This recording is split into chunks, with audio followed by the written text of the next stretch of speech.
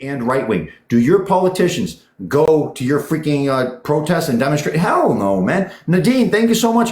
The Republicans and Democrats do not go to the protests that they should be going to. They ignore protests and they go, all they do is have meetings with people for money, man. And if you ever, I mean, dude, a lot of these politicians, whenever they talk, it's all like money, money, money, money, money. Like, dude, why don't you freaking start listening to people and screw the money, and then, you'll win that way. Tia, United, thank you so much. It was brilliant, Eric. Go ahead. Great job. Excellent job that you did. And I believe you even got to Dr. Stein's goal for fundraising and everything. You did a fantastic job. Thank you. Thank you so much. They were so happy with the show. And thank you, everybody, for showing up and your patience and all the rest of it. So, hey, stay tuned. Eric is going places, guys.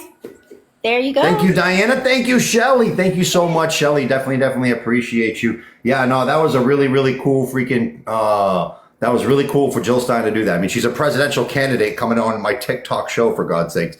Ask the Ratchet and Diane. Thank you so much, Diana. So, dude, that's really freaking cool. Tia, thank you so much. And everybody, Diana, thank you again. Damn, Diana, thank you. So July 24th, the devil himself, Benjamin Netanyahu, will be stepping foot in America. Dude, I have no idea what the hell he's thinking, but he's going to go to Congress and give our Congress some polite advice on how our Congress, a foreign leader is coming to tell our Congress some advice.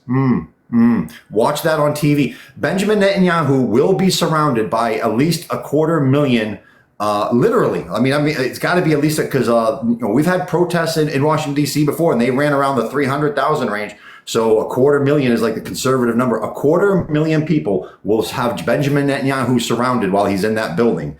And I mean, dude, this is one of the times I can honestly say, like, dude, you guys are stupid as fudge. I mean, this does have the potential for something stupid. I mean, it really does. Dude, there's people in America who have lost their families over in Palestine. And you're going to put that man on American soil. You're out of your mind. He's already an international criminal.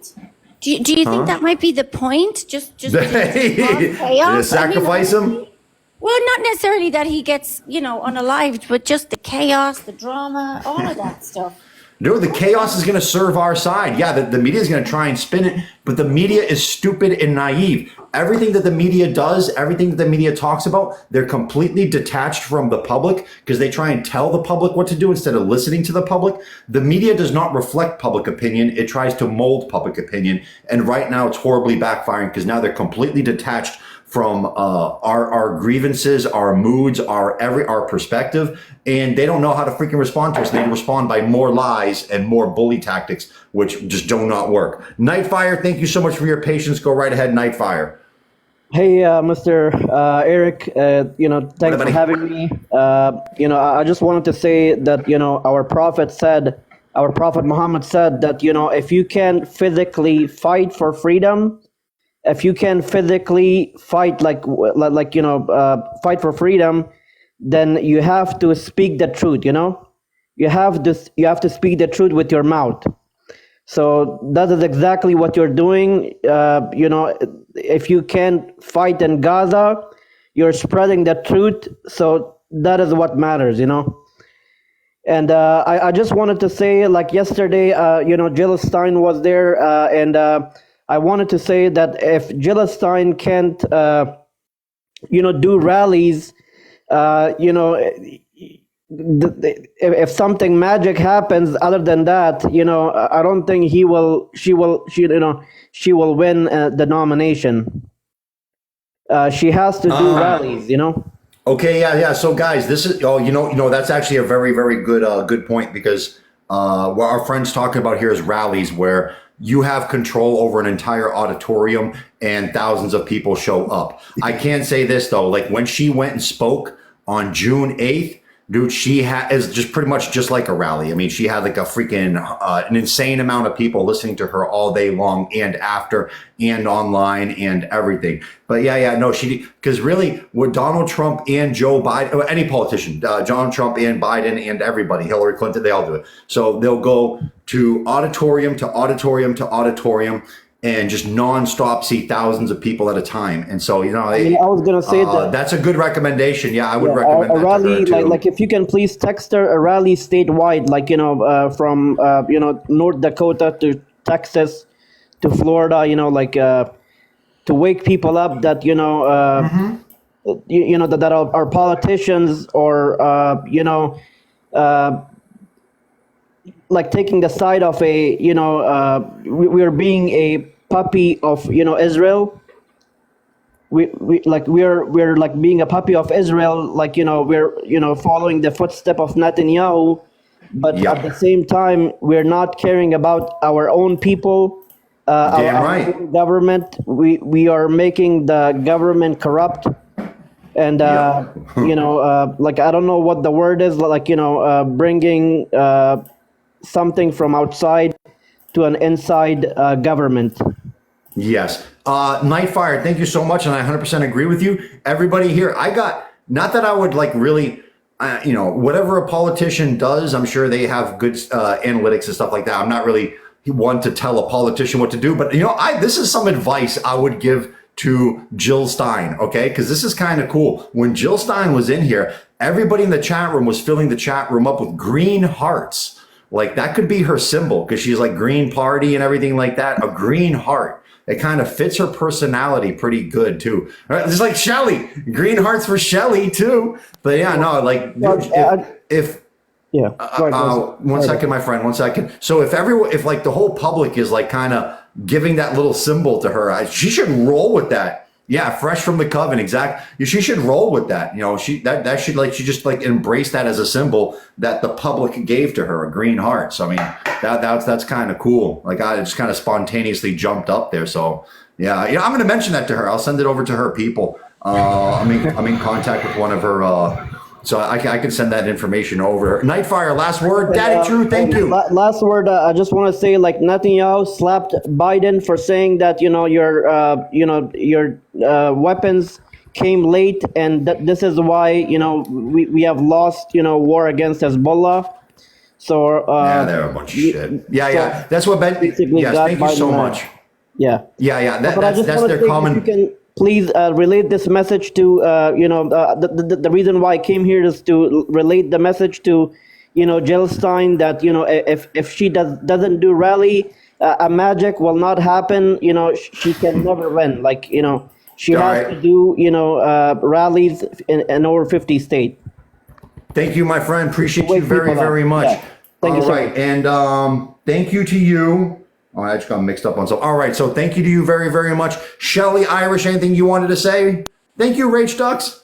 No, not at this time. Thanks, Eric. I'm trying to work. Oh, Shelly, who's the coven? Who's the person that I'm modding? Yeah, fresh from the coven. Please. All right, fresh from the coven. Say something in the chat room so I can spot you and do that. Fareed, thank you so much. Angels, welcome to the show. Hey. Hello. Hi, chat. Hope everybody's having a good day so far. Happy, what do they call it? Summer solstice. Oh yeah, that is summer solstice, isn't it? The first day of summer, Eric. Al Jazeera. Let me start with Al Jazeera today. Some stuff going on in Western Rafah, and it's been going on, I believe, since yesterday. The Israelis have been attacking Western Rafah pretty hard. And I was just on Insta, and I was reading that there are defenses defending themselves against Israelis, and the Israelis are taking a major hit. So a lot going on tonight over there. So we got to pray for Rafah, please, guys. These people are having a horrible, time. This has been dragging on for 8 months. Imagine this happening in your life. And this is everything that you see, feel, hear, with all your senses, all day, 24 hours a day, those drones flying, the sounds, people screaming, crying, everybody trying to pull together. I mean, again, I can't reiterate enough. We have to pray for them because, it's just criminal what's happening over there. So that's what's going on in Gaza. And actually the UN had some kind of a gathering today, and I wanted to play the video where they were talking about Israel and them obstructing investigations and obstructing, them trying to kind of wrap their arms around this whole situation over there. And, I think everybody pretty much has a clear picture, not just of Gaza, but of Palestine as a whole and what they've been going through for so many years. So I just wanted to play it real quick.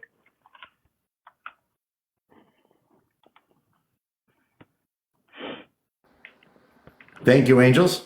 Sure. Hold on. Bear with me, please. And then I got a news update.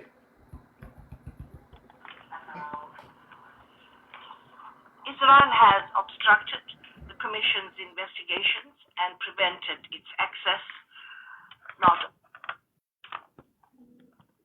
only to Israel and Gaza, but to the occupied Palestinian territory. So it's true that our work in the investigation, collection, and safeguarding of evidence has been hampered. You mentioned and the Israeli army is the most moral army in the world. This is something that is said repeatedly by the current Prime Minister of Israel, Netanyahu. So, I don't know whether it's one of the most moral armies in the world or not. But what I do have expertise in and what I do have authority to do is make assessments of criminal conduct. And we've done that in relation to the recent events, and you can see that in the report. And the only conclusion you can draw is that the Israeli army is one of the most criminal armies in the world. What a way to shut that down, huh? Really good. Yeah, listen, whenever anybody says the IDF is the most moral army in the world, it's like laughable. I always smile at that. And it's like, I think they created that name to cover their insecurity about it. That is for sure. Sure. Oh my God, they are that bad. Let me jump over to the United States now, and I'll just be brief. Okay, go ahead. Boeing, I know a lot of people know who Boeing is. They're a major organization. They provide arms. They provide, weaponry for these kinds of economies that we're living, particularly what they call a wartime economy. And they also offer, they have airplanes and different kinds of commercial, whether it's commercial or, personal. They've been under the gun for quite some time, and they've had a lot of problems these past few years. I'd say 2 or 3 years, and they were before the Senate. I was actually very shocked, Eric, because this time this video that I'm going to share with you is Josh Hawley, who's a Republican senator from Missouri, and he's questioning the CEO of Boeing. And I want you guys to hear this. It's crazy. All right, just get paid currently. Senator, that's well disclosed in our proxy documents in each of the years that I've been employed. Yeah, but what is it? It's a big number, sir. Well, let me help you out. It's 32.8 million this year. Does it sound right? Yes, it does. That's a 45% increase over last year. Does that sound right? Yes, it does. What is it you get paid to do exactly? I get paid to run the Boeing company. I want to hear from you, because what I hear from you is a lot of this team does that and that team does that. And I listen to whistleblowers, but I don't meet with them. And I've heard about all this stuff that you Congress have meddlesomely asked for because the public wants to see it. Gosh darn them, but you actually haven't supervised any of it. I've heard that. It's a lot of it's this, it's that, it's this, it's that. But meanwhile, you're getting paid a heck of a lot of money. It's unbelievable. If anybody's come out of this deal good, it's you. Why haven't you resigned? Senator, I'm sticking this through. I'm proud of having taken the job. I'm proud of our this safety record, and I am You're proud of very the safety proud record. of our Boeing people. You're proud of this safety record. I am proud of every action we have taken. Every action you Yes, take. sir. Wow. What is it that you get paid currently? These people are literally psychopaths. They're psychopaths. Okay, I want to mention this too. So you just heard Josh Hawley. So he does a lot to fight corruption. He's very vocal, he's very loud, and he's kind of entertaining to listen to. I do believe, as good as a guy he is, I think he's also compromised by Zios too, isn't he? Sure. I'm pretty sure I remember hearing some pro blueberry stuff from him, didn't I? Yeah. I think he has. But remember, unfortunate. you yourself are aware this is 90% of the legislative. I know. Guys, we really got to get rid of this freaking dude. All our politicians have freaking APEC babysitters, for God's sakes. And that comes from Thomas Massey himself. All right, guys, just so you know, here, I want to keep repeating these names of people on our side, on their side, right? Like, listen, when we need to reform the government, like, because listen, it's coming. Either we're going to vote a complete change out or whatever. Or we're going to force it one way or another. But in the next coming, like, political pendulum swing of things, like I'll do some, like a lot of independents. But for Republicans and Democrats, because I represent both sides fairly. For Republican side, Thomas Massey of Kentucky, Republican. Democrats, Jamal Bowman of New York. Listen, Jamal Bowman, for some reason, he's especially hated by APEC, and APEC is spending, I think I heard $13 million, like something absurd and insane and record breaking for like some small district in a congressional race. Like this, it's not that important. There's like 420 other freaking congressmen in the House of Representatives. I mean, so they want him gone that bad. I don't even think he's that much of a threat, but whatever. If they hate him that much, I like him that much. I don't even know his policies. I think he is a threat, because if people start to pick up that vibe, I definitely think, and right now they're not people's favorite people. So So sure, I think definitely. You mean just being vocal against APEC is what you mean? I gotcha. Yeah. So that in itself can be contagious. No, that's 100% right. Yep. No, you're right on that. Everybody, scumbag backstabber. Here we go. Scumbag backstabber. Sisi of Egypt, the leader of Egypt. You see that bastard right there shaking hands? That's Sisi of Egypt right there shaking hands with the devil. You see him?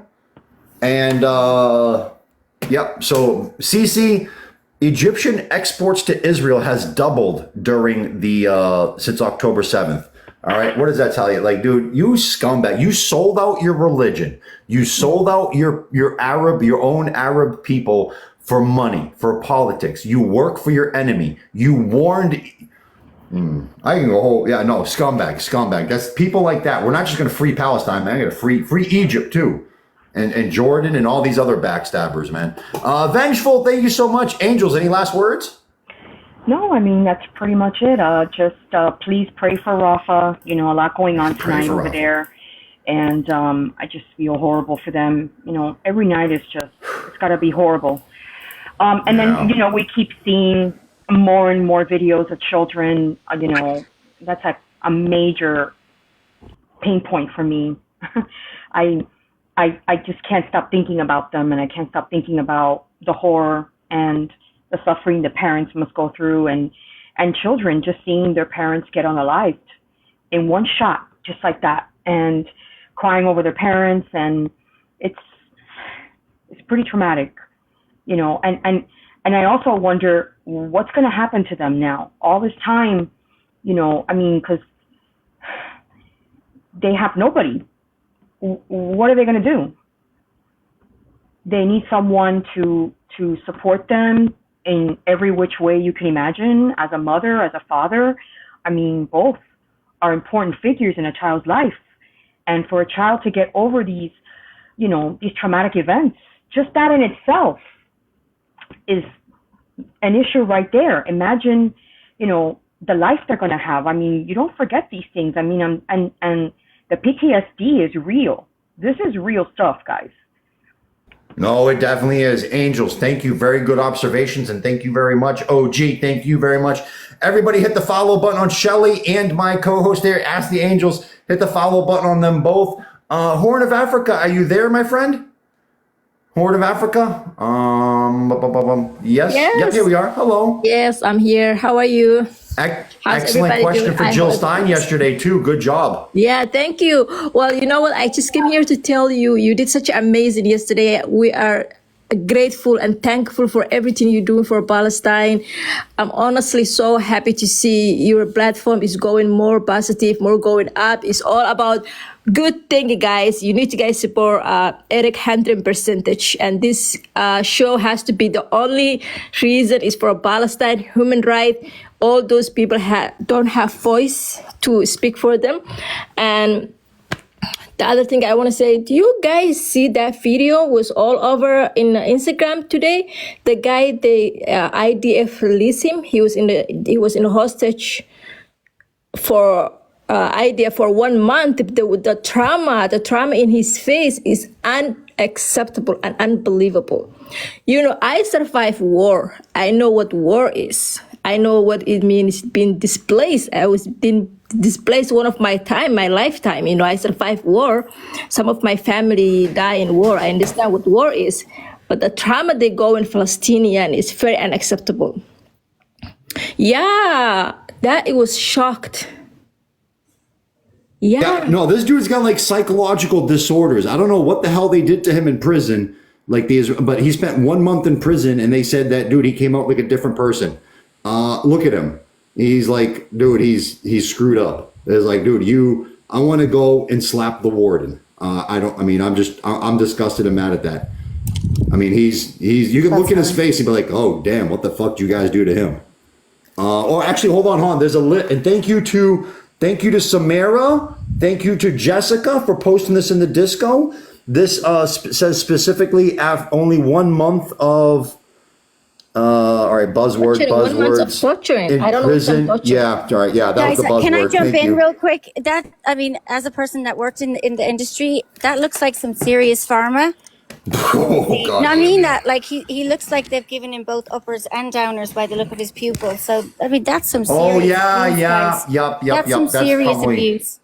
And then just while I'm here for a second, Horn of Africa, just quickly want to say thank you, my sister. I so appreciate you for yesterday. Thank you. Oh, anytime, sister. We have to work together, guys. We are the power. We are the people. We are the power. We have to work together. And the other thing I want to say, Mashallah, you are the best. you're welcome. The other thing I want to say is, I forgot what I was trying to say. The other thing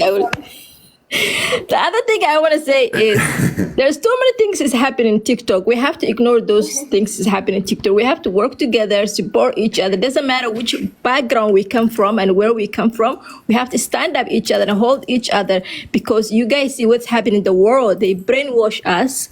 They tell us lie. They put us our brain lie. You can see COVID.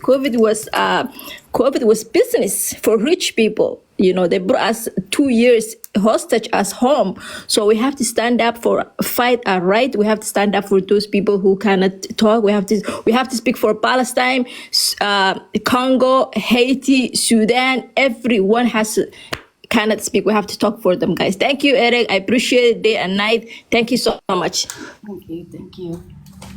Thank you so much. All right, everybody. Well, I have to pull this up. Thank you to Samara for posting this in the Discord too. So, man, okay. All right, I'll do this one. There's so much information to share today. Thank you to everybody who posted stuff in the Discord too. Bunny Fifi, thank you so much. This is from Samara again. Guys, they know what the hell they're doing. So look at exports to Israel look at all the people making money on after October 7th, all right? Israel knows what the hell they're doing. When they need their allies even more, they make sure that they get extra money. Egypt, UAE, Jordan, and see Turkey? Turkey lost money. Turkey down. So, I mean, look at that. That's their backstabber. These three countries are hated by Arab Muslims the most. Not because of the people, because of the governments. Their governments are just like us, where the people are good, but the governments work in the exact opposite of the best interests of their people. Egypt, United Arab Emirates, and Jordan, United Arab Emirates. Superwoman and Khadija, thank you so much. The UAE, United Arab Emirates, actually goes so far as to work with this like T-word organization, the Rapid Whatever Squad in Sudan, where they are charged with ethnic cleansing, suppression, like a whole bunch of stuff. And then from that, does the UAE get 50 to 80% of all its gold?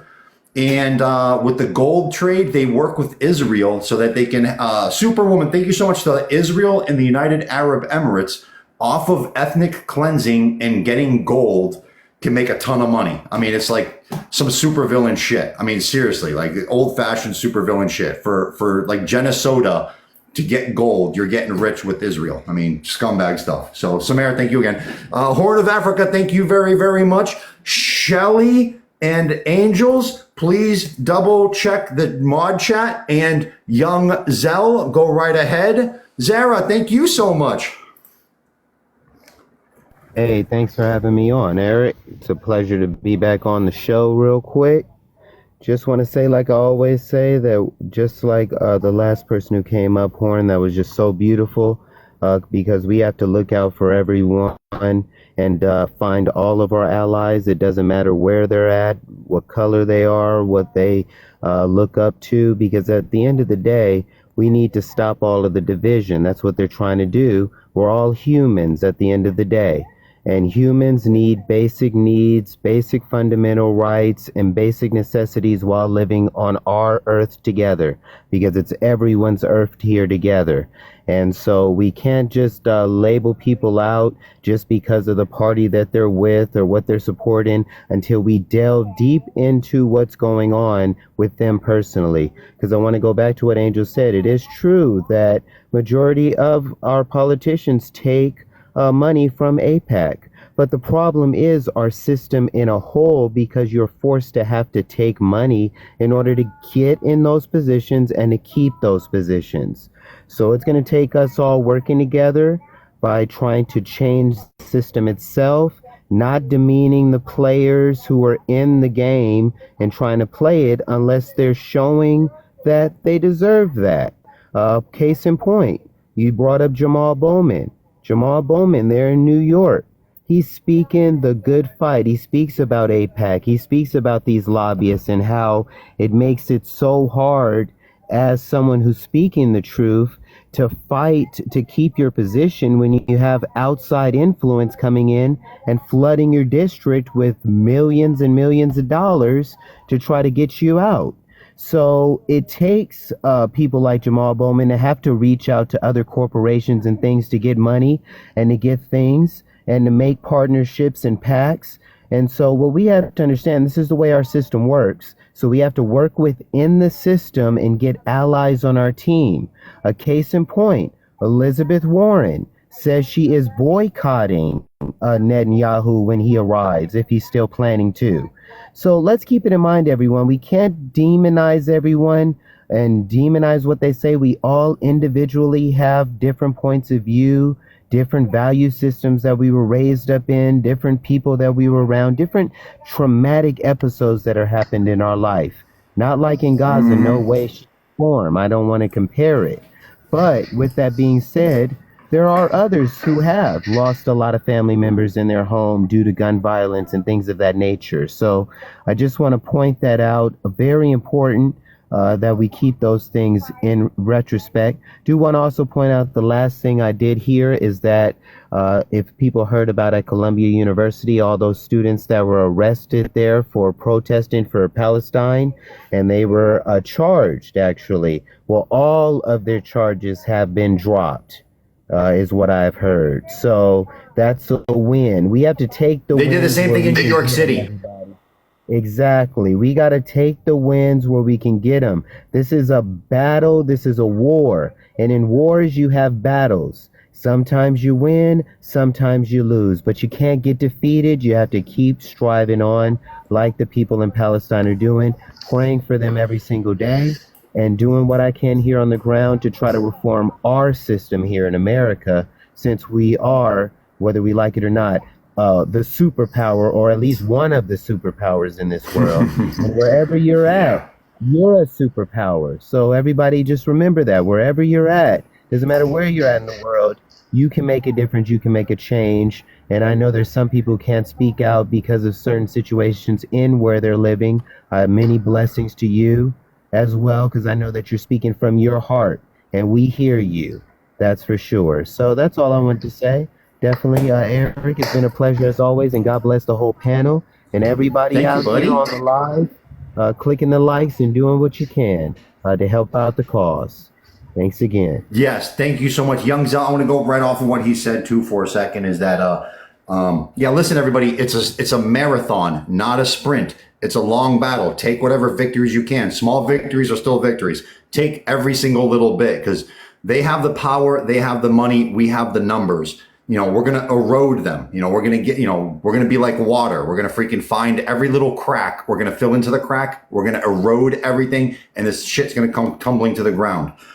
Zell, thank you so much. And as he said too, guys, listen, I'm even supporting, there's a lot of politicians I'm supporting, or I really don't even like what the hell they, their platform, meh. But they're anti-APEC. And so they're on our side. Remember, everybody, listen, we got to negotiate. Listen, even in this chat where we have, the whole Pali movement, there's right wing, left wing, there's a bunch of different religions, there's a bunch of different races, there's a bunch of different nationalities, there's a whole bunch of different cultures. And then even with it, like on each individual, as Young Zell said, like, some people have had traumatic experiences in life where they may be against certain, anti-gun or freaking pro this or anti that, whatever it is, because of their traumatic. So we always have to work together, always negotiate.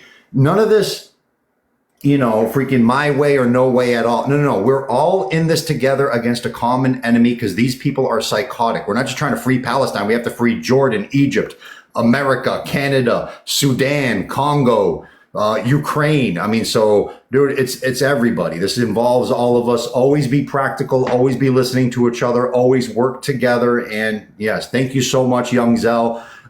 Shelly, thank you. I'm going to give you the big screen for it. All right. So, and then Vengeful, everybody hit the, hit the follow button on everybody. We have an awesome panel up here, man. Hit the follow button on everybody. Let's grow our algorithms together. Everybody, there's a poll in your upper left-hand corner of the screen. Take the poll. Shelly, thank you for the big screen for a moment. And Vengeful, go right ahead, or however you want to, Shelly. Thanks, Vengeful. Do you want to go? Do you want to go ahead, have priority, and I'll just host here for a minute? Oh, I was just going to, you're hosting? Yeah, no, I was just going to do a commercial break if that's okay.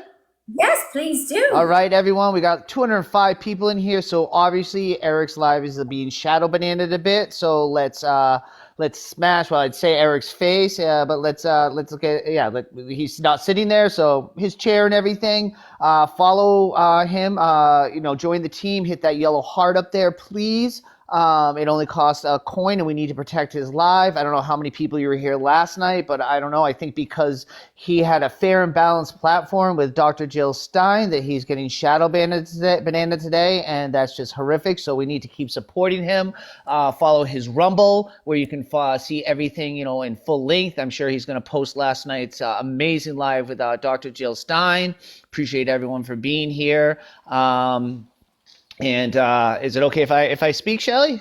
Or are you going to say something? Okay. I'm just looking at who's coming in. Can I give you the big screen so you can have your... I would love that. Thank you so much. That's what I was looking at. Thank you so much, Benj. Of course. I want you guys to see this because everyone who's here, look who's coming on Saturday. Can everyone see him? So grateful, guys. Eric, he doesn't just do this live, you guys, for all of us. He's out there behind the scenes doing work. He's speaking to journalists. He's talking about real issues. He's coming to support groundwork for Islam and Solidarity. Also, Help Feed Gaza will be there hopefully for a bit. We'll be promoting what they're doing because they're a grassroots initiative. Help Feed Gaza Now is a grassroots Palestinian-led initiative that daily is doing soup kitchens in the Khan Yunis area. You can see everything they're doing. We're working on doing some social medias for them to get so everyone has easier access. But believe me, don't believe me. That's fine. But I stand with what Help Feed Gaza Now is doing, and obviously I stand with Islam and Solidarity. These are two amazing ways to get help to Palestinians right now, which I've heard people earlier say is the understanding of what is going on in Gaza right now. It's worse than any of you guys think or know. It's worse than what you're seeing on TikTok. You guys have to remember, no garbage has been taken out of Gaza. There is no sewage. There's no water. There is barely any food. It is unlivable. Unlivable. And I will tell you something, that the headlines we're going to start seeing, and you don't have to believe me, but I came here, I spoke about how the pier was a fraud, I speak about things, and these things happen. We are going to start seeing headlines on a daily basis with not just dozens, but hundreds, if not thousands, of Palestinians being martyred for the simple fact that they can't get food, clean water, or medical care.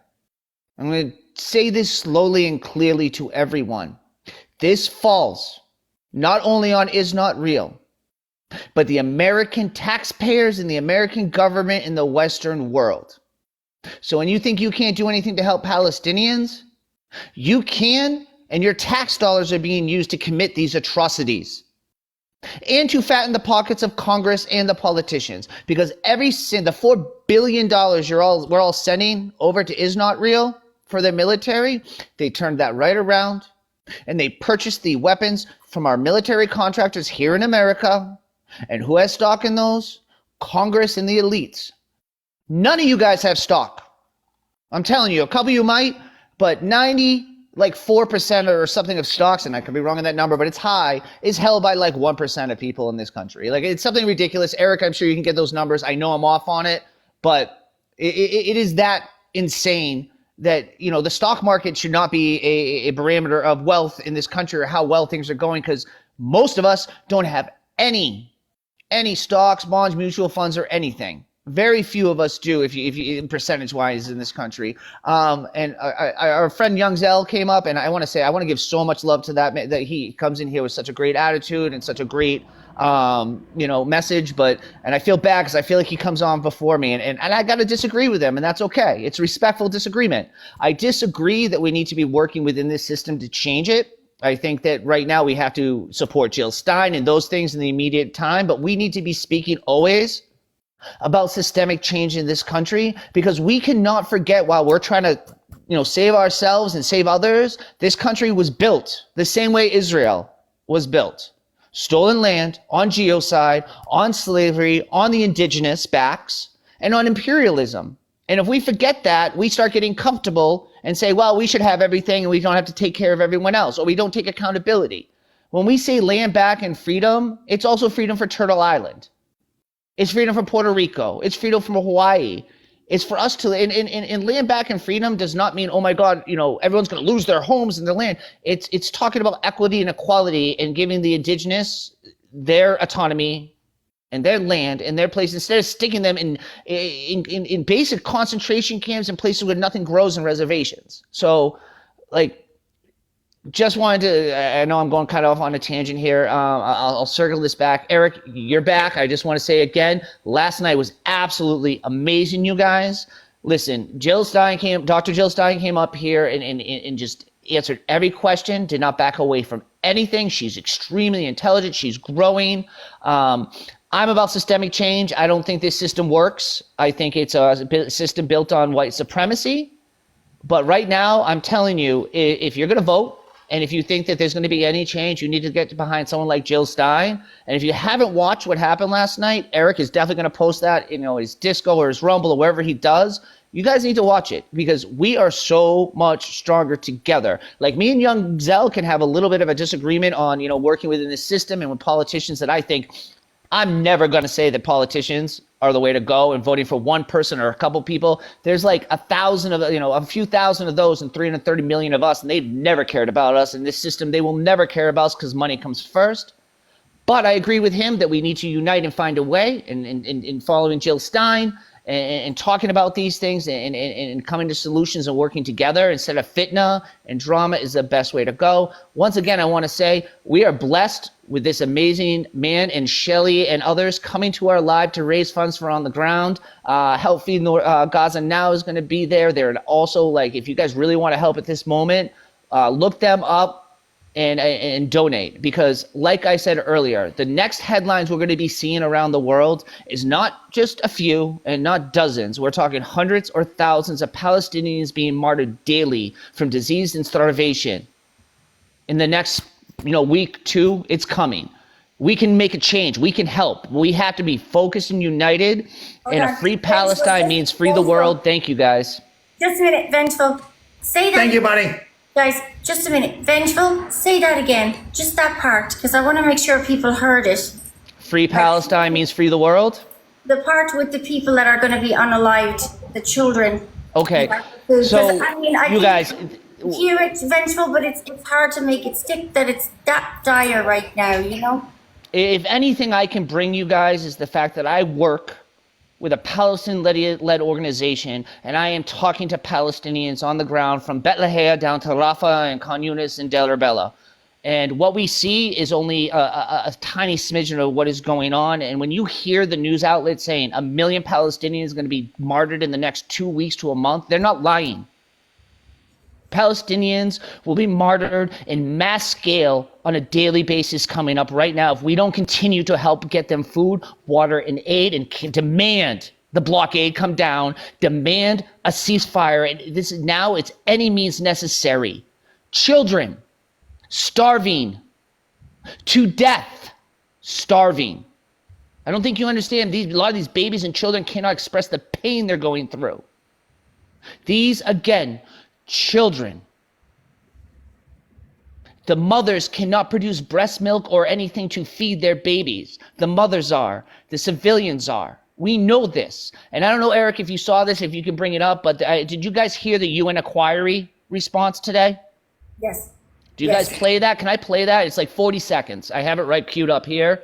I don't know if Eric can play it, but this is what the UN said today from their inquiry. We've known this for 9 months. This is one of many inquiries, but I'll turn it up and I'll play it real quickly. And listen to every single word, please. I don't want to play the video because I don't want to get in trouble, but. Oh, shoot. Can you guys hear it? I'll rewind it. No, it's too low. All right, hold on. Everything works until showtime. I tell you, dude. Yeah, it's playing very, very low.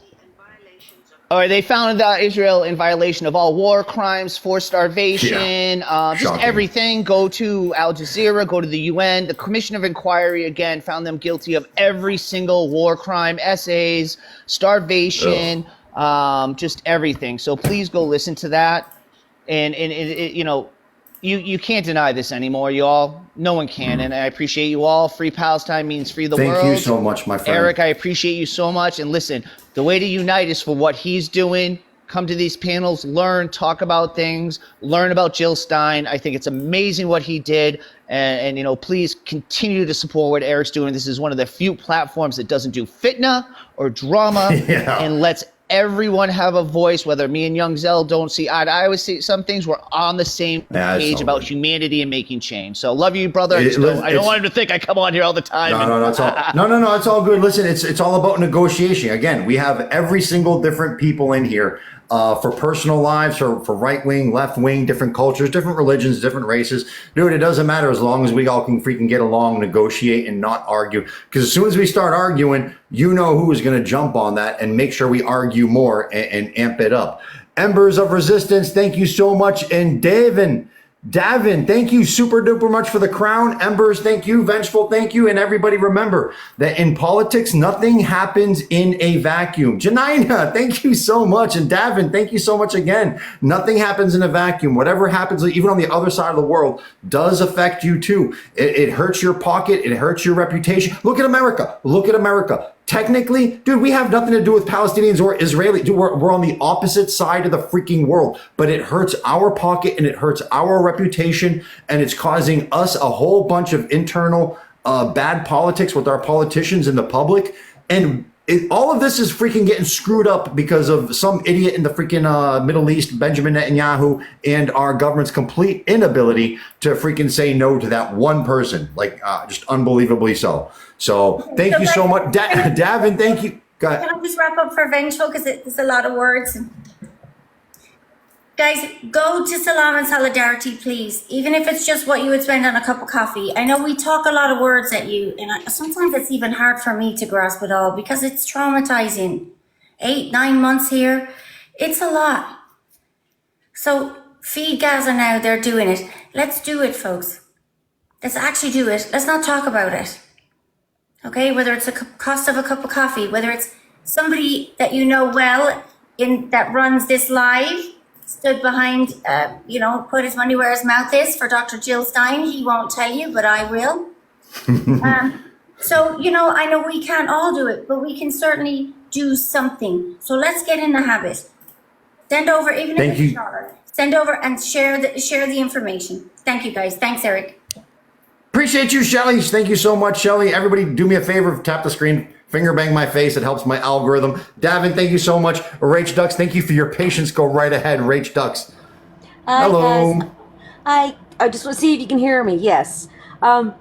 I just want to say last night was absolutely amazing. You guys, the questions were amazing that everybody was asking.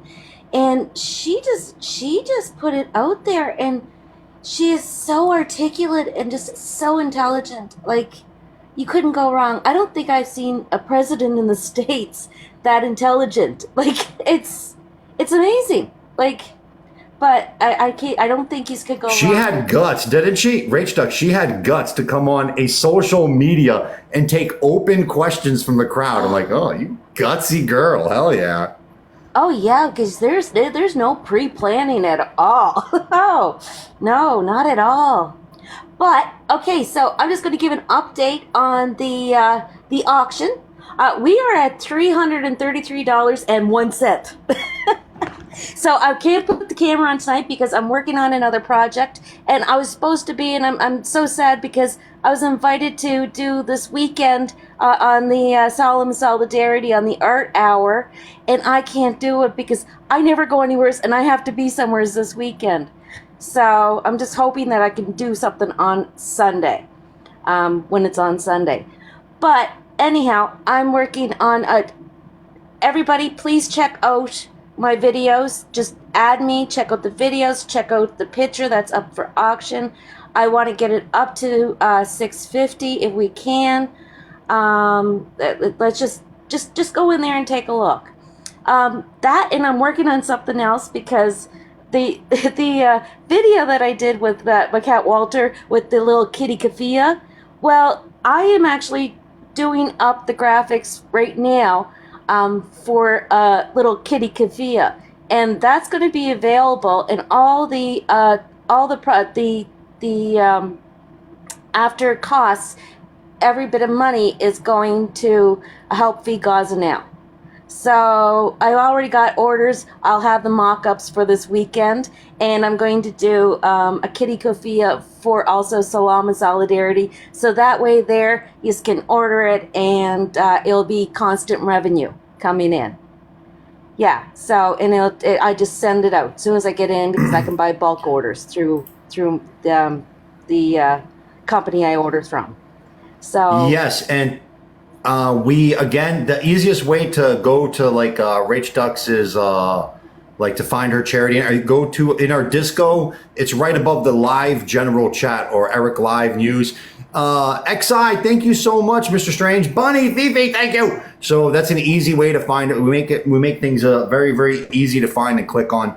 And everybody, Disco, link to the Discord is in my profile. You're going to end up in a welcome and rules page, and it's going to have a little emoji thing right there. Click on the little emoji, and all the chat rooms will open up to you over here. But you have to click that little thing saying you read the welcome. You don't have to actually read it. Just click the damn emoji.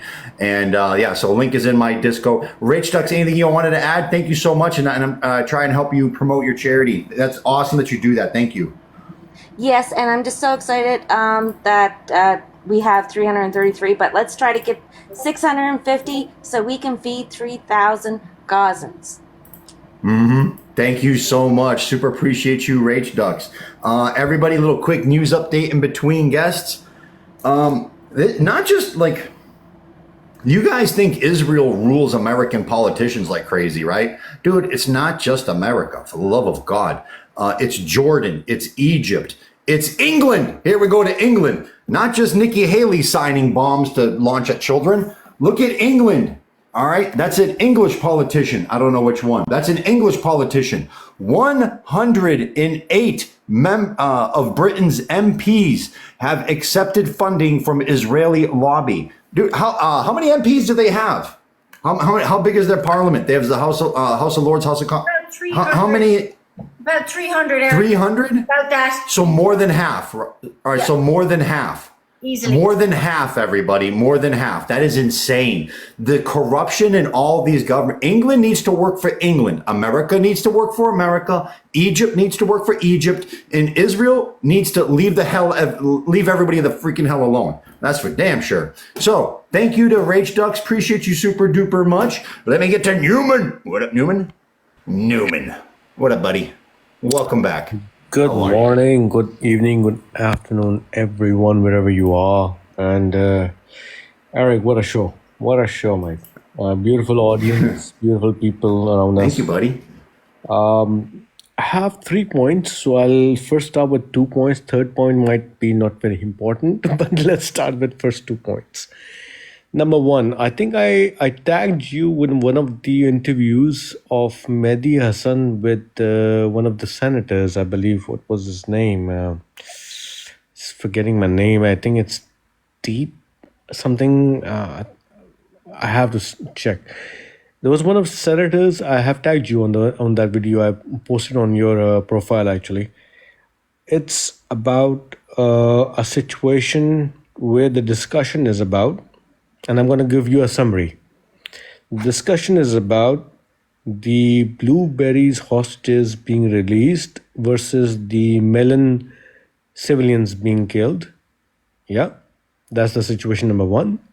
And the same being put in the discussion, what about the melon hostages being released and the blueberries civilians being killed for that? I hope you get the point about the discussion.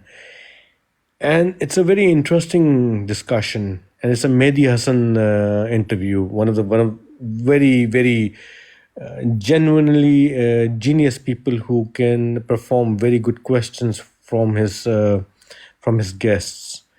And what do you get? You get the gist of hypocrisy over there a little bit, and that's what the gist of the interview is all about. Even the guest himself is one of the very, let's call him more naturally humane person, and yet still the hypocrisy comes into play. So that's one of the point. What was the name? I'm really forgetting the name. It was about 2 hours ago. I listened to the guy. I don't know, Dean Phillips. I would say Dean Phillips was the name, I assume. I don't know, probably. I'm sure it's in your profile. I tagged you over there. I'll check it out, my friend. No problem. Oh, and listen, everybody, I do want to, because you mentioned it at the beginning of your conversation, I want to mention this. Everybody, the Jill Stein show that we did yesterday, I'm going to have it posted. Jill Stein's people called us up and they want a copy of it. I already have one almost. I need another hour and a half and I can have it done. So I'm definitely going to have it done by tomorrow sometime during the midday, and I'll have it posted in Rumble. I'll redo the thing for everyone can just click a link on the disco. And so that's going to be all set, and I'll make sure she gets her own copy too. She was on for an hour and 40 minutes. Newman, anything else you wanted to add, my friend? Thank you so much for swinging on by. Second point, I just wanted to say, I'm going to try to summarize in a 30 seconds point of view. I know you presented a point of view about Jordan and Egypt, how they're playing the role today in this situation right now. I have my opinion of my own right now on that regard, and I know I'm talking on my brother's platform right now, so I can be open about my opinion. For me, it was like. Today, Jordan, Egypt, and UAE are very much governed by a very economical process called SWIFT platform. And they have to play about the rules around that. But what I see is my opinion, and I can be wrong. I don't say I cannot be wrong. It's a historical point of view we all learn. Tomorrow, when the BRICS platform comes into play as an economical situation, as an alternate situation to the SWIFT, probably we might see a different situation about Jordan, Egypt, and UAE playing the role in the situation right now. It's a bit of a long chessboard game rather than Yeah, we'll see, man. Justin, thank you so much.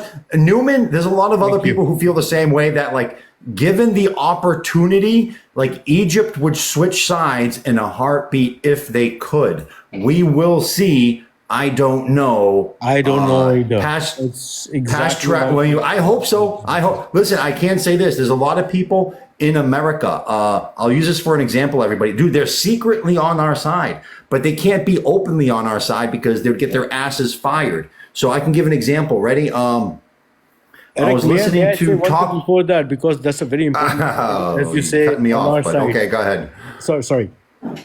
American people and American forefathers are one of the most honorable people that I know.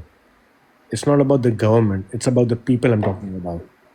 So let's segregate the people away from the government aspects. Huh? Yep. 100%. Thank you. We really appreciate the forefathers. I'm sorry, we've got a bunch of guests waiting. I so appreciate you. Thank you, brother. Thank you so much. No, it's all good, Newman. Newman, thank you super duper much, and thank you for making that distinguishment. Yes, everybody, keep separate the government from the people, because like even in Egypt or America, dude, our governments are insane. Our governments are evil. Our governments are contributing to this catastrophe, and they go against the best wishes of the people itself.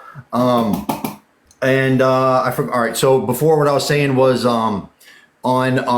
there's people who are secretly on our side, like that work in the media and stuff like that. And sometimes they have outbursts like Mel Gibson, Kanye West, and all of them. But I was even listening to a show today, 2 weeks ago in the car, and it was Walton and Johnson. And they have to say the pro-Israel line. But every time they say the pro-Israel line, they like to make jokes that indicate that, like, you know, who's really in charge and how not cool they are. So guys, as soon as we start getting more and more power, there's going to be a lot of people who, when the opportunity arises, they'll be flipping to our side, and they're already on our side secretly. They'll be on our side openly, and we'll have some major victories in the future. We just need to break down some more doors, man. So Justin, thank you. So, all right. So let me do Rage Ducks Raiders for life. Welcome to the show. Go right ahead, my friend. Welcome, and how are you? What up, buddy? Raiders, let me give you a Raiders. Okay, can you hear me? Go right ahead, my friend. Yep, I can hear you, my friend. Hey, how's it going, Eric? I just want to say I enjoyed the live. Jill Stein was awesome. That's the reason I'm supporting her. I just want to let you know, I've been fighting a fight. I actually been talking to a lot of Jewish people, and there's about 3 or 4 that are on our side, actually. I've been spreading the word about Free Palestine. One of them is Jacob Berger. I don't know if you heard of him. He's out of New York. He actually Oh, no. Berger's awesome, everybody. He's got millions of followers. One second. All right, yeah, Berger's awesome. I met him on June 8th in Washington, D.C. Great guy. He does live shows on this topic, too. Raiders, I'm sorry to interrupt you. Go right ahead, man. No, that's cool. But I talked to him today, and he actually went to the courthouse in New York. He actually was publicizing the rally today. They had a big rally in the courthouse for the students that were in Columbia University that were being prosecuted. That young cell was saying that they got off. I guess they got not guilty, and so I became a good friend with Berger. And it's funny because he was doing a live in New York by the courthouse. There was this gentleman on the street that was yelling at the protesters. That Berger got in his face, said, "You want to start something right now?" He's like totally got in his face, and he really speaks up. He's really intimate about the Free Palestine, and he even told the guy, "I'm Jewish. I'm for Free Palestine," and all that. I was like, wow, that's the first time I've ever met Berger, and I'm really proud of Berger. I'm hoping more of the Jewish people, the community opens up and does this Free Palestine movement, because we need them on our side too. So I just wanted to say that. So I'm glad we're speaking up. And I just want to tell Vengeful real quick something. I hope he's listening. Is that young Zell is right. I know we had our disagreements too. And the thing is, we need politicians. Unfortunately, unless I'm going to run for office, or you're going to run for office, the politicians that are in office, we need them. But we need them to get on our side, not on the other side. So we need to go out as community, talk to the politicians and make them understand that how important this Free Palestine movement is. If we could talk to them one-on-one as a community and get them on our side, then that'd be a win for us. Because these politicians, they go off the special interest groups and all these lobbyists, but they don't see the real side of humanity. If we could talk to them, get them on our side, like Jamal Bowman. Jamal Bowman is really fighting. I was actually listening to his debate, and he was talking to the other guy that he's running against, and he told the other guy today, he said, say it. Can you say free Palestine? Just tell it. Just say it out loud. Can you say it? And the guy just looked at him like, whatever, at Jamal Bowman. He couldn't say it. So Jamal Bowman is doing a good fight. I'm hoping he wins, but we just got to get get some of these politicians on our side. If we could get that, it'd be awesome.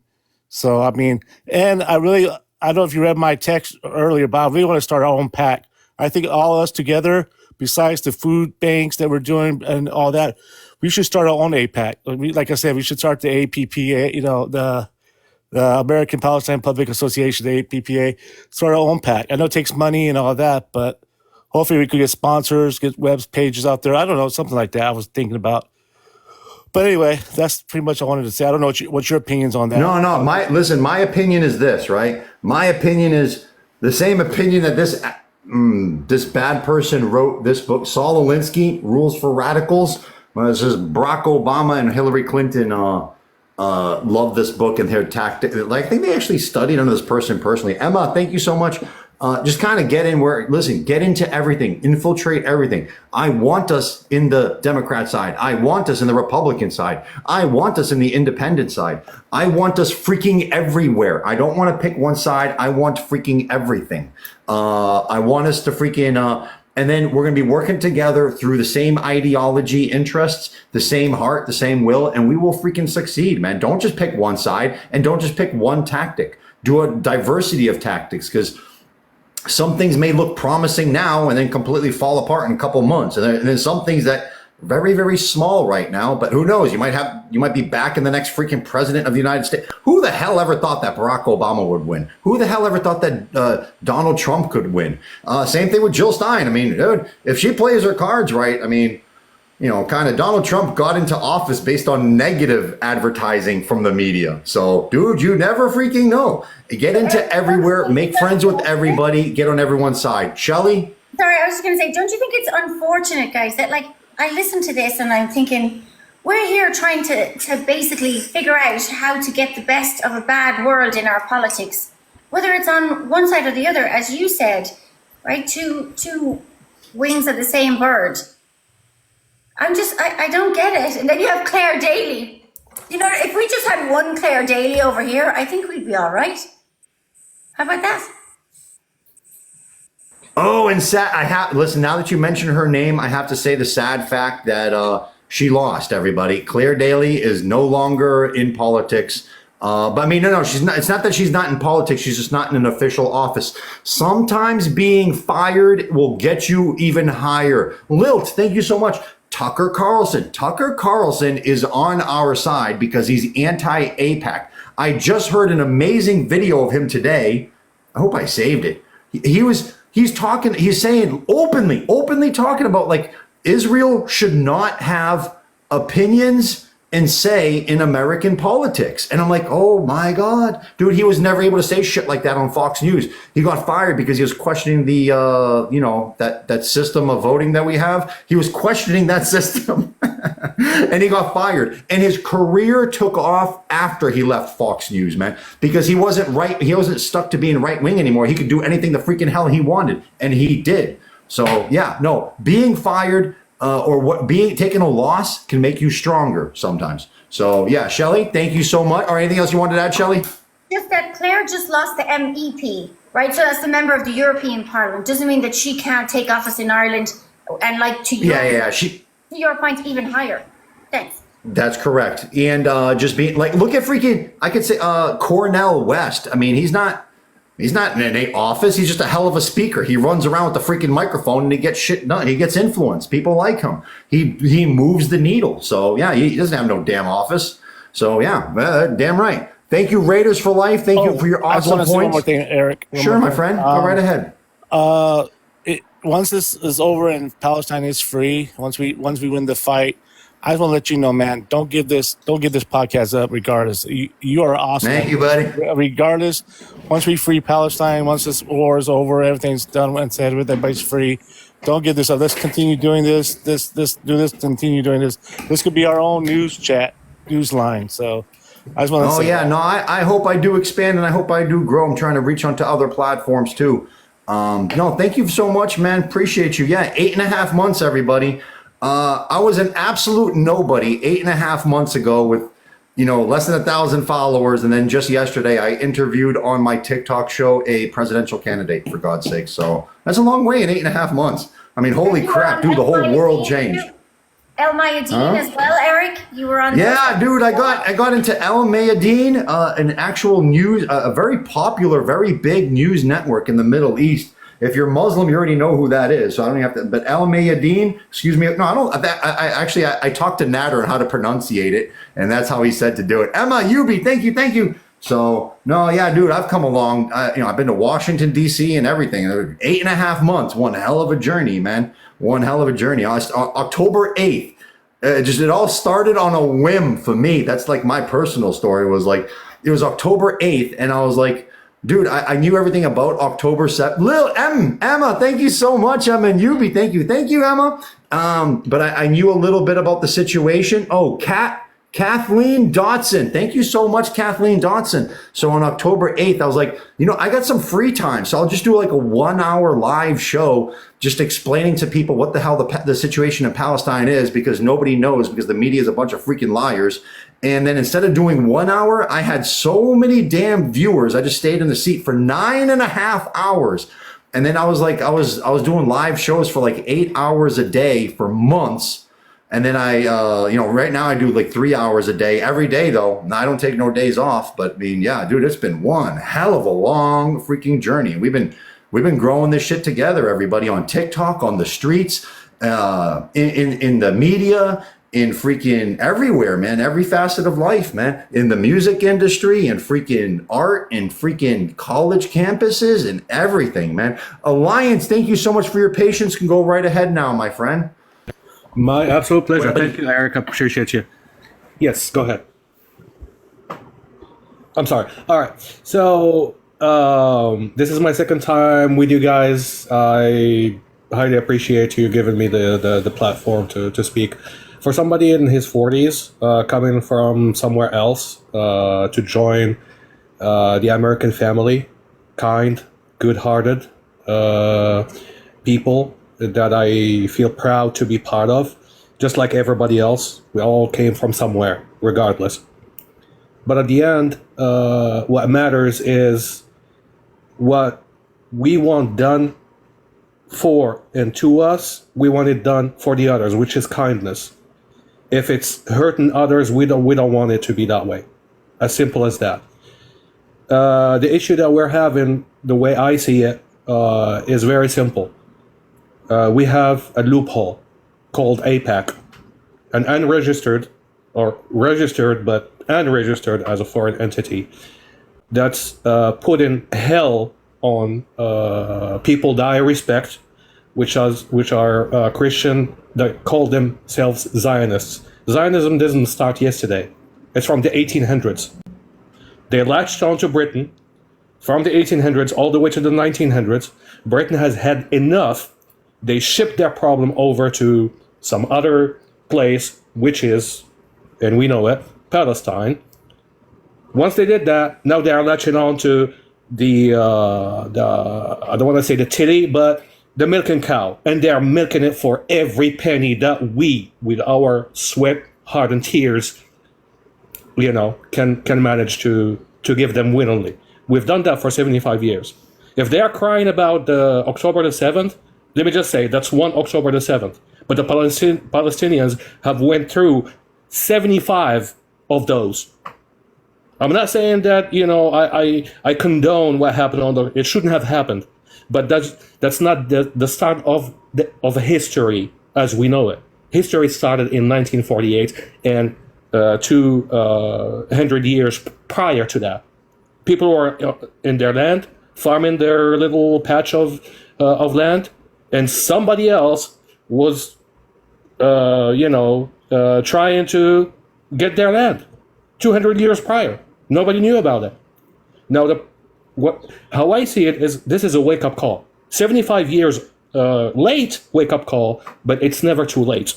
We as Americans, we finally, the veil has come off of our eyes. Everybody can see clearly what's happening. They can't justify any more of this crap. And pardon my French, we can't justify it anymore. $290 billion as of 2018, and climate. Do you think our roads cannot benefit from 290 billions? Do you think the people that are sleeping in the streets cannot benefit? Do you think our GIs cannot benefit of 290 billion dollars?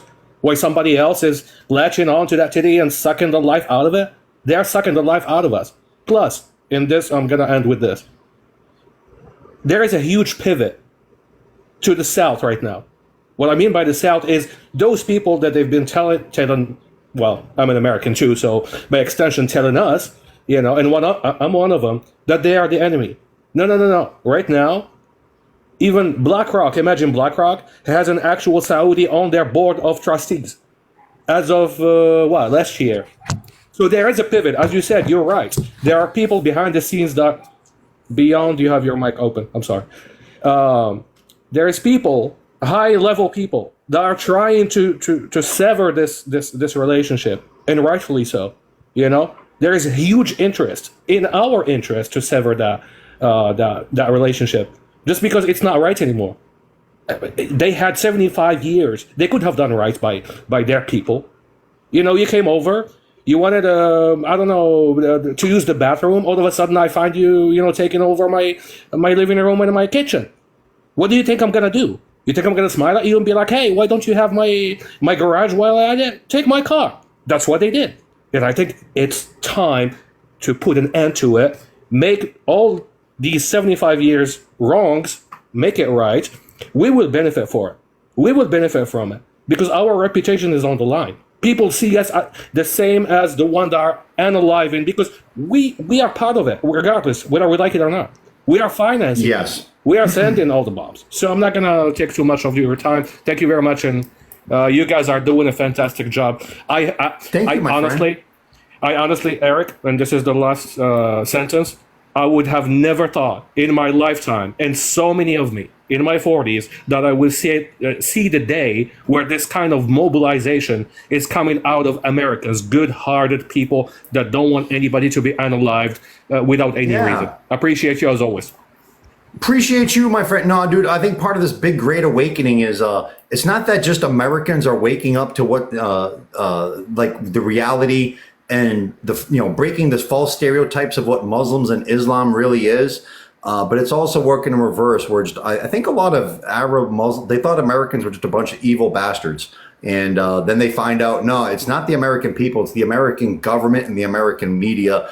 And the American people, I think sometimes we're a little too kind-hearted. So, I mean, but I mean, yeah, listen, as far as false stereotypes and shit's concerned, guys, I mean, that's the way I grew up. I grew up watching freaking Chuck Norris movies and freaking Jean-Claude Van Damme and freaking Arnold freaking Schwarzenegger, where pretty much all the bad guys are Arab Muslim T-words. And because remember, news media is not the strongest form of propaganda. It's actually in your entertainment media. When you're always showing people under a certain negative stereotype in all your TV shows growing up, they keep those assumptions with them through their entire life. And brainwashing through the entertainment media, even Vladimir Lenin himself back 100 years ago said when he first seen the very first motion picture movie 100 years ago, he said, wow, this is going to be the greatest form of propaganda ever. And we need to get a hold of this. Yeah, and they did. So appreciate you very, very much, my friend. Shelly, Irish, you want to do commercial break and then we're going to get to Jennifer. Yes, I do. Thank you, Eric. Thank you, guys. All right, folks, let's get the likes up in here. Come on now, folks. Tap, tap, tap. Let's get the energy up. We had Dr. Stein in here yesterday, so let's keep going towards good things, folks. Tap the orange heart and share from the drop-down box, if you would. Tap, tap, tap Eric's forehead or his nose or, wherever it is. And let's get the likes up, share positive interactions. If you need me, I'm here. Angels, and we have a couple of other mods helping us. So thank you so much, everybody. So appreciate you. Thanks. Thank you so much, Freeman. Thank you, Freeman, in the chat room. Angels, anything you wanted to say? And I'm going to get up to my next guest. Just some stuff that I've been reading. It looks like, how we heard through the grapevine that Turkey was halting their trade, to Israel, but it turns out they're circumventing ways to trade with them and to ship items through. From what I read, it looks like it was Greece. So I guess, you can go out there and you can say things and you can propose things, but even the people in your own government, I mean, you could have a leader that says, this is what I want to do, this is what we're not going to do. And, the people within your own government, as we're seeing here in America, do otherwise. So that's what's happening on that front. Some other stuff here, democracy now, forgive the delay here. The Biden administration has approved selling 1,000 armed drones to Taiwan. So now we're going to hear some talk on Taiwan. And these are one of the things that I'm really worried about and I fear, because that's going to be another country that's going to be added to this war economy.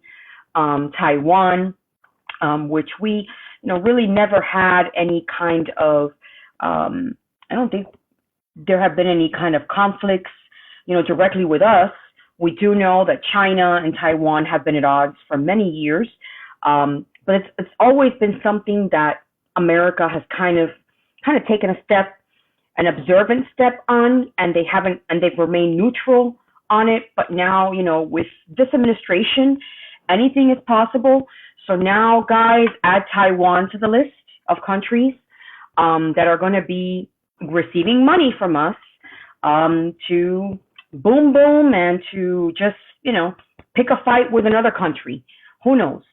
So these 1,000 armed drones are going to be part of a new $360 million weapons package. I love the way they call it a package. The sale includes 720 lightweight Switchblade one-way attack drones that also have been used in Ukraine's war against Russia. So a lot to think about here. I'm sure they're going to continue talking more about this. So roll out the red carpet. It looks like Taiwan is going to be another country that we're going to be talking about again as well. Yes. All right, really quickly, because I think everybody needs to know this. So why are we backing Taiwan? We don't really have any history, positive, negative, whatever, right? So why Taiwan?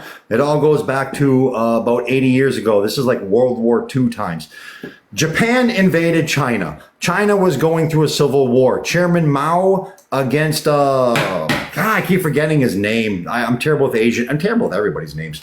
All right, so Chairman Mao against the other leader of China, of the Nationals, and Chairman Mao would end up winning. They would throw the Japanese off of their homeland. They would throw off all the colonizer settlers off. At that time, Japan was super duper imperialist, trying to conquer freaking everything. So they would throw them off, and Chairman Mao would win the war. And very unfortunately for the Chinese people, because in the next few decades, Chairman Mao would unalive between 70 to 100 million people of his own people. Back at its insane. Anyway, so the loser, instead of liquidating the loser like they usually do, Chairman Mao let him escape to an island called Taiwan. So after they escaped, Taiwan did really, really good. Kathleen, thank you so much. And ever since then, America backed Taiwan's independence, which they wanted and asked for America for help. Just because I don't think we didn't like China, because China was very communist and we were capitalist, and so both were idiots. I mean, but one side was a little bit more worse than the other. 70 to 100 million dead, unfreaking believable. So that is why we are in conflict and friction over China. China wants Taiwan back. It's their own people. It's their own territory. They want to absorb it back. They say, Taiwan says no, and they want us to help, so we say no too. But I mean, how far are we willing to go to defend something that's not even technically an interest of ours? However, this is an interest, everybody. Listen, I did not know this until it was just posted in this disco. All right, so thank you to whoever posted this in the disco. Who posted this? This is from, who was it, Kanshan? Kanshan, thank you so much, Kanshan, for posting this in the disco. So remember the House bill that passed for you're going to be, you can force people into the military, American citizens into the military between the ages of 18 and 26. And the only people who would be left is illegal immigrants and criminals. Those are people who are not going to be drafted. These scumbags. Just Gen Z college kids. They just want to liquidate Gen Z. They're going to throw all the Gen Z kids to Russia. Fight the Russians. Good luck. Oh my God. Guys, this actually includes women too. It's not just all the males. They want to do this to all the girls too in America. The U.S. military draft bill that passed in the House of Representatives also includes women. So if you are a man or woman, 18 to 26, or know someone who is, you're going to want to see this video. Take a look. So women have never been required to register for the draft, but that could soon change thanks to lawmakers on Capitol Hill. The Senate version of the National Defense Authorization Act would require women to register for selective service. Let me know your thoughts. Should oh my God. So we're going to have women go and fight the male Russians. God bless equality, right guys? Yeah. Oh my God, we're fucked. All right, who's next? Shelly, I got you on that. I seen it. Where am I at? Am I at Jennifer, I believe? Yeah. Hi, all right. Remember, everybody, protect your daughters. Protect your daughters. Heck yeah. Okay. Shelly, did you need to say anything? No? Okay. Hey, Eric, I'll let you get going on that. So I was kind of thinking, like, okay, so, we've learned how so well to counter these Zios arguments. We've gotten so good about brushing off when we're called an anti-Semite and say, no, absolutely not. We're not, and we have no problems with Jewish people. We're anti-Zios. We're anti-blueberries, excuse me. We're so good at saying who the real T words are, and that our hero group is not T's, they're our hero group. And we were really awesome about that language. And so I'm just thinking of more ways to counter the naysayers. And when we're thinking and talking about political change, when we're talking about Jill Stein, when we're talking about green parties, when we're talking about grassroots movements, and I think that the more that this ramps up, the more we throw our support in things that we might deep down believe doesn't have a chance, but we've got that little hope. And I mean, all I can hold on to at this point of watching of another unimaginable horror take place across my screen is that, when I see a child get fed and lit up, when I see them get fresh water, when I see their acts of love towards each other, it sparks a little hope in me, right? When I see us come together, when I see your platform grow, it gives me a little hope, right? And so I am not bashing naysayers, but I'm just trying to think of more creative ways to spread that little bit of hope. Because, and here's another thing, as things ramp up, like, I kind of feel like Taiwan and the China and US thing has been going on for a while. But why is it ramping up now? Is it a distraction? Is it because our movement is growing so strong across the world and they want to take our eyes off of Palestine? And also I was just like kind of thinking the more US ramps up, like now with this draft, there's a lot of people in this world that doesn't know anything about Palestine and just are naive to it or turn their blind eye or know a little, but they're too brainwashed, as we say, right, from Western culture and media. But if it's their child, if they've got a kid right now that's approaching that age or is in that age, right, then they're going to be going, what the heck? I don't want my kid going to war. And a lot of them feel that way. So that's an end for us. That's an end to say, well, you know what's feeding this? And that's an end for us to spread awareness and education on, and we can go all the way back to World War II and even before that, just to spread those little trickles. And I'm just kind of just brainstorming over it, because like I'm up against it.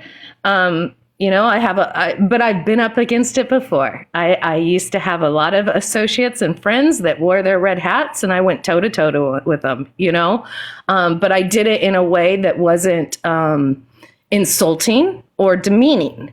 And most of the time I'm good about that. But if I come in here fresh off of a video where I've just seen a child with half of its head gone, I might be a little snarky, right? And so, again, I go back to my inner core, which is what I've been learning from the Palestinians, of their generosity, of their humbleness, of their brotherly love, of their faith, of their strength and resilience. And I'm like, okay, how do I be less of this and more of that? And that's like my challenge. And there's so much we can do for this movement. And yeah, it takes a little work. If you don't have a big pocketbook, if you're living paycheck to paycheck like me, we can't give money out to every single GoFundMe. But you know what? We can push their content. We can share our page with them. We can repost their videos. We can boycott. Yeah, it takes a little bit of work to give up your favorite soda or your favorite dang cookie, but that stuff's killing us anyways. It's killing us anyways. So put the little extra work in to download the No Thanks app. Stop buying their stuff. It takes no money to go out and hold a flag or put a sticker up, right? Well, okay, stickers take money. It takes no money to go and join a person at a rally. There's many ways that we can give.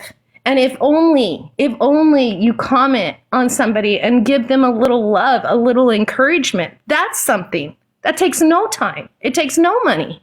So, because gosh, if I had it, I'd be hitting every single one of those accounts, but I don't. But there's still ways that I can be active in this movement, and I can still challenge myself to grow in compassion and humanity, especially with Palestinians as my guide. Yeah, damn right. Thank you so much, Jennifer. Jennifer, I agree with you, and thank you so much. Existential, thank you so much. And I'm going to go off something Jennifer said. You guys ever make this observation that even though blueberries will come on these panels and have the audacity to make fun of the Prophet Muhammad and make fun of Islam as a religion, Palestinians will not make fun of the Jewish religion. They will not make fun of the Christian religion. They are still, no matter how much they're attacked, they will not attack somebody else's religion as a whole. Even when they get highly emotional, I'm like, oh, that's pretty freaking highbrow and pretty damn, that's a good moral backbone is what it is. One side, the blueberry side, is highly arrogant to even attack someone's religion. And the other side, no matter how bad things get, they will still not attack another person's religion and still say with high morals. I'm like, that's pretty damn impressive, man. That's pretty freaking impressive.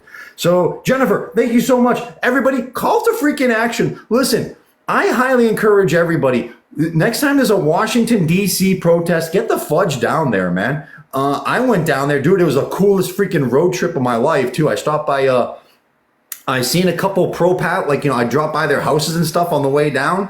I drove from Massachusetts, dude, and I went to Atlantic City, and I had a ton of fun. And then after the protest, I went to see Aaron Bushnell's, the site where Aaron Bushnell self-sacrificed himself for his message. Dude, it's like, you guys got to go. Faraj, thank you so much. And listen, everybody, I really believe that there might be a day, not 100%, but there might be a day where we need to, take back our damn White House and take back our Congress and the there's the easy way and then there's the fun way. I'm talking about the fun way. Okay. So, be able to be familiar to get down there and everything too. So everybody, yeah, July 24th, next month, a month and 4 days from now, Benjamin Netanyahu is going to be coming to America. Dude, meet us there. Meet us there. So that'd be freaking awesome, man. All right. Now let me get to my next guest.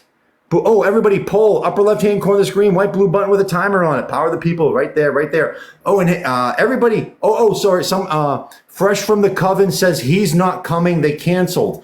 I read that somebody else said that too in the chat room, and I looked it up. So as far as I know, by me researching it, It's not canceled. So far, Benjamin Netanyahu is still coming to America, as far as I know. I just looked it up. It's not canceled that I know of. So if anybody knows it, give me a source. Give me a quote from somewhere in the Discord or something, and I'll look it up and I'll share it with everybody. I would like to know as you would like to know. So I think I'm at Buddha. Where am I at? Buddha.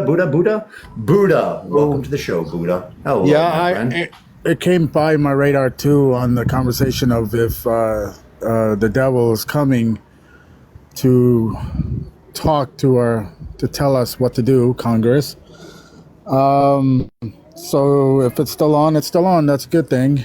I can't really talk much because my tooth is really hurting me. But I've been following up on the Idaho situation that they're having over there. The company's name is Jarvis. That sounds very familiar.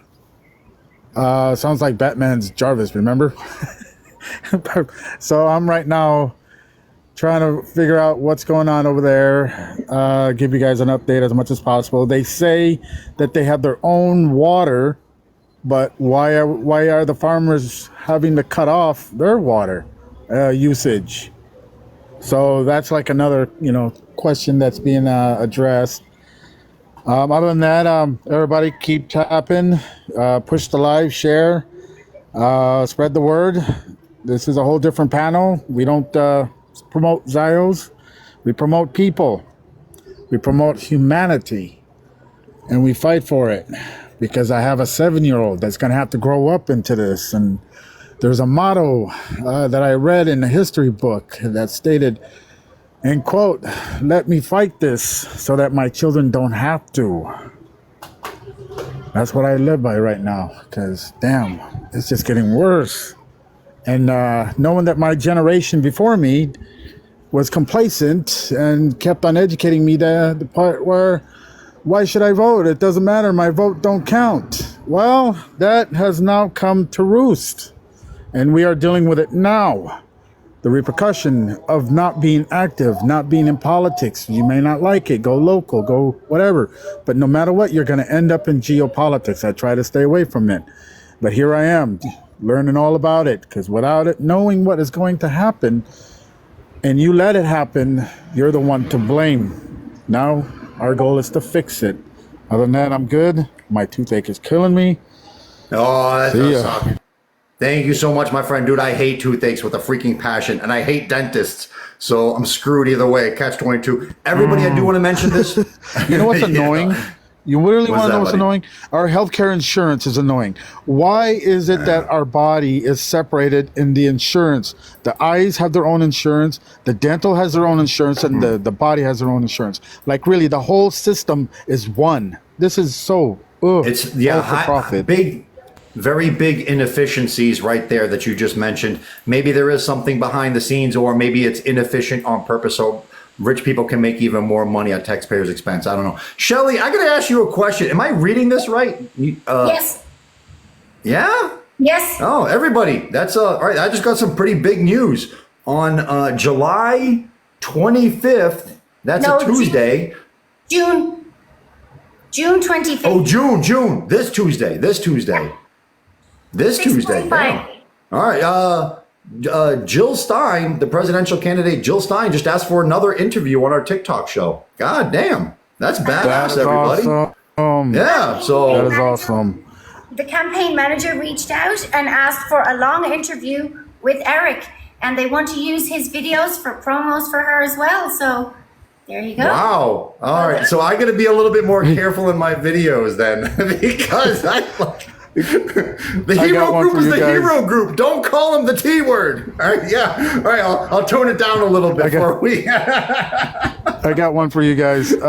My mind. I was, nursing this toothache, and my brain went like, "Ooh, Eric," and so I popped on, and the first thing that popped on was RFK doing a panel with other people that I guess I followed him, and I'm like, "Oh, nightmare. Move on."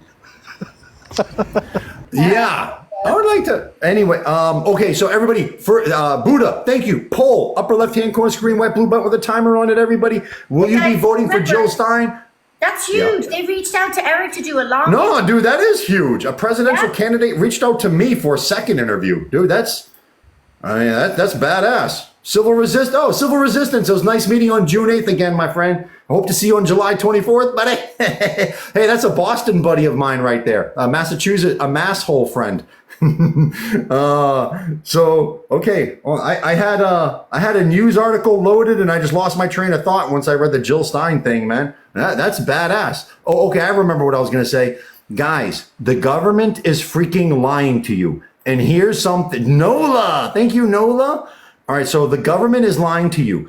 Last year, they reported, Civil Resistance and NOLA, thank you so much. They reported that our inflation was 3%. You know that is a damn lie, everybody. You know that's a lie. When they're lying about the economy, you know your ass is in trouble. This is the real numbers. Ready?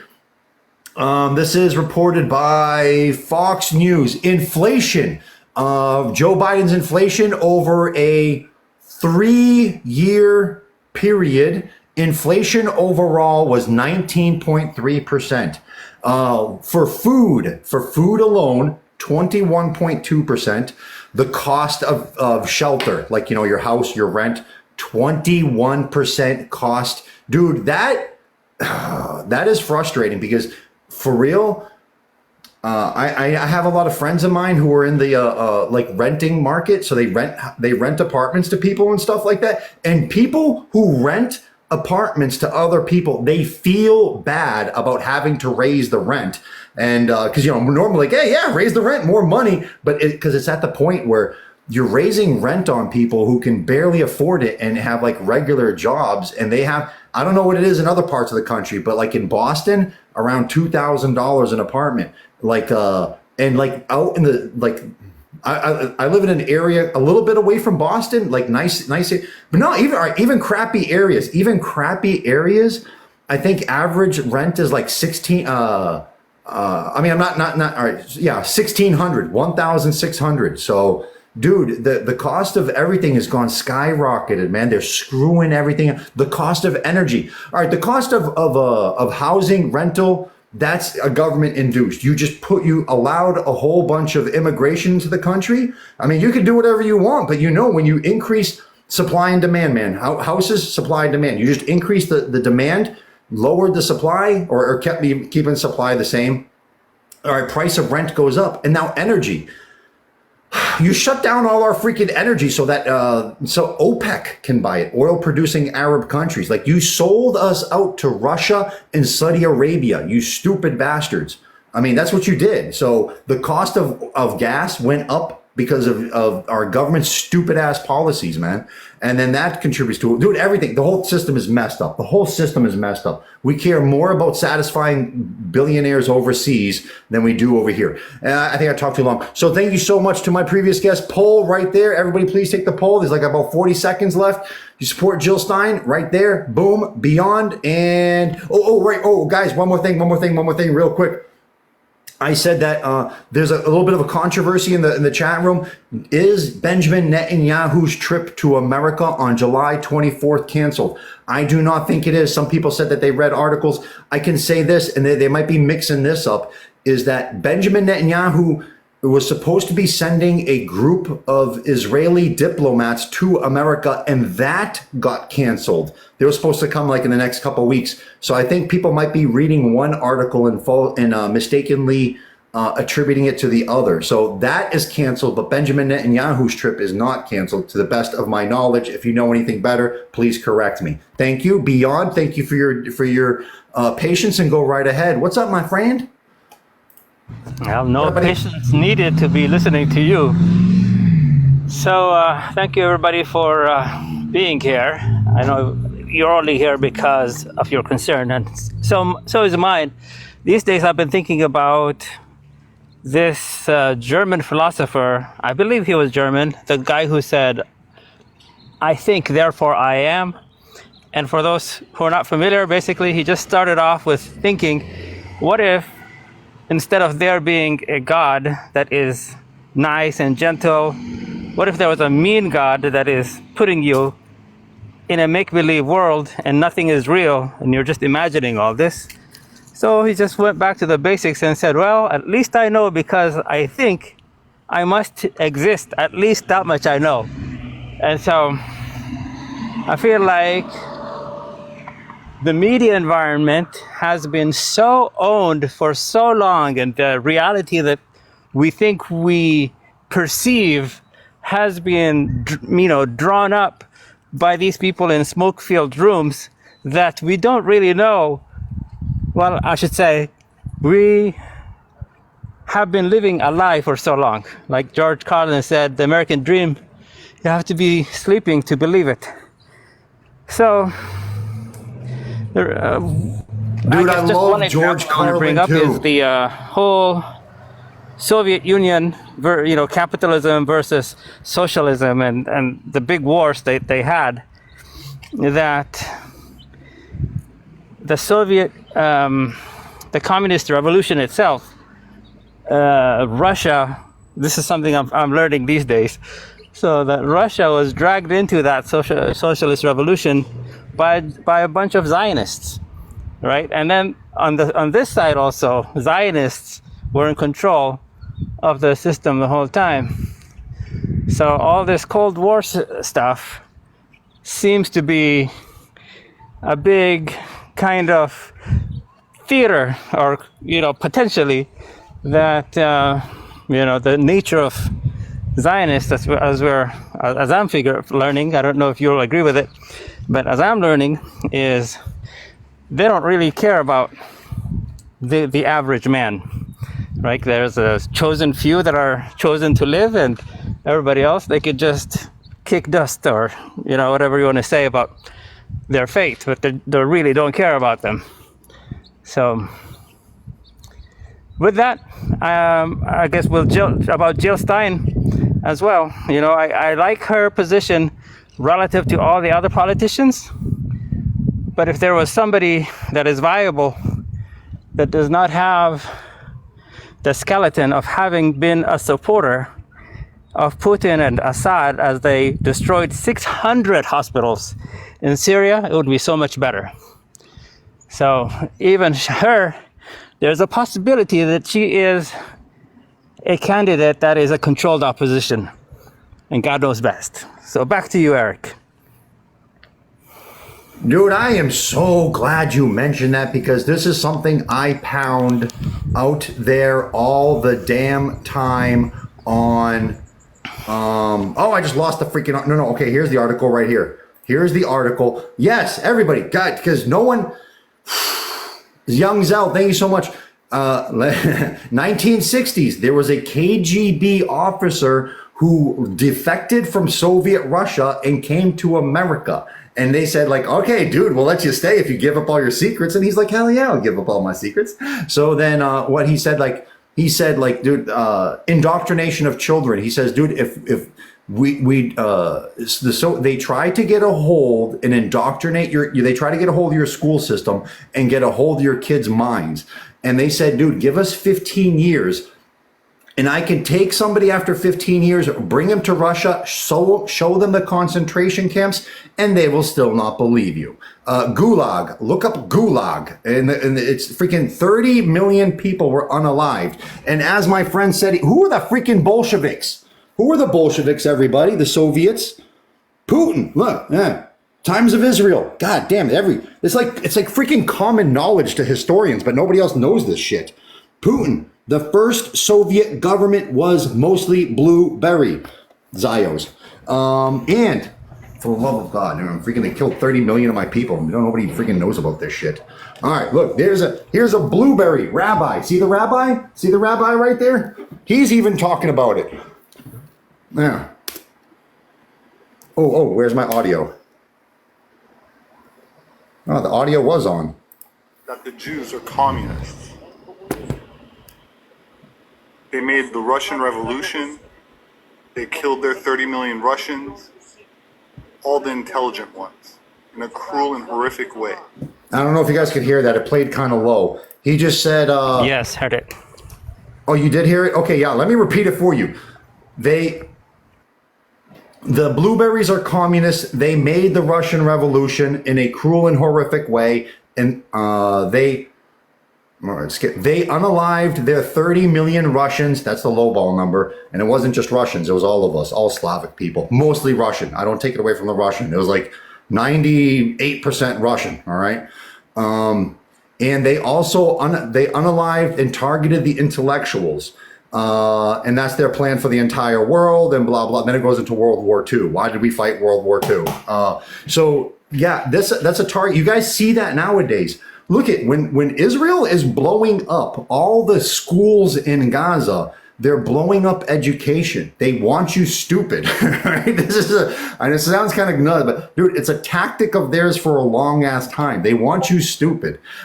They want to be the only intellectuals. When Harvard University, when blueberries are only 2% of American population, but 25 to 33% of Ivy League schools, which they get in for free and have a lower bar, it's not a system based on merit, guys. They do this shit on purpose. When you go to college, and it's kind of messed up, but all the black kids, when none of them are in academia and they push all the black kids into sports, dude, they do this shit on purpose. It's not an accident. They bully and push out everybody else and make it only for themselves like academic, like this is, like they do this in like throughout history, man. Like when they were taking over Poland, dude, they were targeting intellectuals like politicians, school teachers. They were popping off school teachers and stuff like that, man. They want to keep people stupid. They want to be the only intellectuals. It's like one of their stupid tactics. So I mean, they do it to everybody, not just Muslims. Not just the Palestinians, not just Black Americans, not just Polish people. They do it to freaking everybody, man. Trust me, it's one of their common tactics. So, and listen, this video, he's talking about stuff from 1930s, for God's sakes. So they've been doing this stuff for a long, long time. Jay, thank you so much, and I'm glad to have a chance to freaking explain that because, again, it's like common history, but like nobody knows about. All right, Beyond, super appreciate you very, very much. Angels, did you have something to say? Oh, mute button. I'm good. Oh, okay. I thought you were trying to signal me. Okay. And again, everybody, I just found out freaking like 20 minutes ago, Jill Stein reached out to us and asked for another interview. So, dude, that is super badass. Jill Stein, two times in 1 week. No, they reached out to us. That's super duper cool, man. Angels, thank you. Siobhan, who knows who Rene Descartes is. And yeah, I seen you in the chat room. I think, therefore I am. Go ahead, Siobhan. Yeah. Yes, by Rene Descartes, a French philosopher. Yeah. Yep, go ahead. I have Ergo on the back of my car. It says tailgating is dangerous, ergo stupid. Are you? So if you're tailgating me, we have our answer. I wanted to say a couple points. You talked about, oh shoot, what was it? Damn it. Well, anyway, I was going to ask you, why are you screwed if women are being recruited into the army? Why are you screwed? You think women can't fight? I think you can. Listen, Siobhan, I dated an Irish girl, okay? And she liked to drink and fist fight, okay? And she knew that I'm a big guy, but I would not hit her back. So it was fun to her. And listen, I'm just saying, when a woman fist fights a man in Mortal Kombat, like type scenarios, it's not nice. So, dude, I do not want 18-year-old girls being forced into the military. I think that is wrong. I don't want that either. I was just saying, hey, we can fight. We can pull a trigger. I've never done it, but you'll be fine, Siobhan. Yeah. Now I'm forgetting the other point I wanted to make. Damn it. Shoot. But my friend and her husband, when they moved in together near Vancouver, they had their own places, and for some reason they wanted to get married and live together too. Weird. So they're renting out his place, but they can't charge the whole amount. They're subsidizing the rent because the rent would be too high if they were to ask for the whole amount. So I'm like, well, that's nice of you. Like, oh yeah, it's kind of the only way to do it. And still can't remember the other thing I was going to say. So if I can Siobhan, I was going to draw your attention to this as well, because Eric, when you said about them closing the schools, the same in Ireland. Like, it's only really 2 generations of us that were allowed to go to school. We didn't have schools. They called them hedge schools. Did your mom tell you about that, Siobhan? I don't remember her mentioning it. Yeah, so the Irish word that we weren't allowed to go. What's a hedge school? It's close to the hedge. Basically, they had, they had schools in secret. But to Eric's point, oppression does that, just like during slavery, where even if you tried to help somebody learn to read, you could you could get the unalive penalty as well. So it's a tactic of oppression. It's really an ugly one, I think. Well, there was, she told me about mass in the penal times, where they would go out and hide their masses out in the country so that the authorities couldn't find them. Oh, now I remember the other thing. You were talking about Muslims never insulting anyone else's religion. In all your years of going to mass, have you ever heard a Catholic priest say that all other religions are wrong? No, never. Eric? Yes, no, I have. Really? When I was growing up, I've heard it. I've heard some. They say that Christianity is the only true religion, and anybody who denies Jesus, anybody who denies Jesus is going to the H word. I think you could say hell on here. But I mean, for real, listen, if that's the requirement, that does not include Muslims, does it? Because Muslims believe and also promote Jesus too. So, but I mean, listen, I've lived in areas. What's up? I didn't hear you. Jesus is the most quoted prophet in the Quran. Yeah. And where was I going? So listen, guys, I've lived in areas that had many, many different religions. And I always preach you guys, you kind of have to be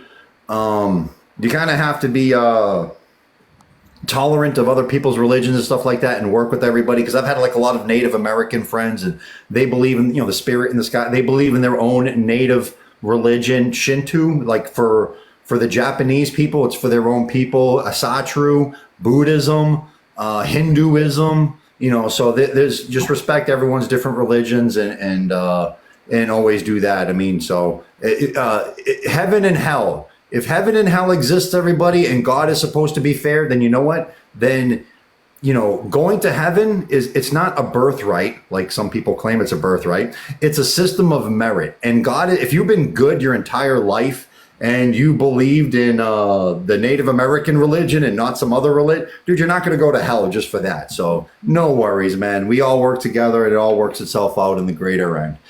Sparkle, thank you so much. Siobhan, anything else you wanted to say? I was going to add, thank you, that some Christians believed I'm saved because you're going to hell.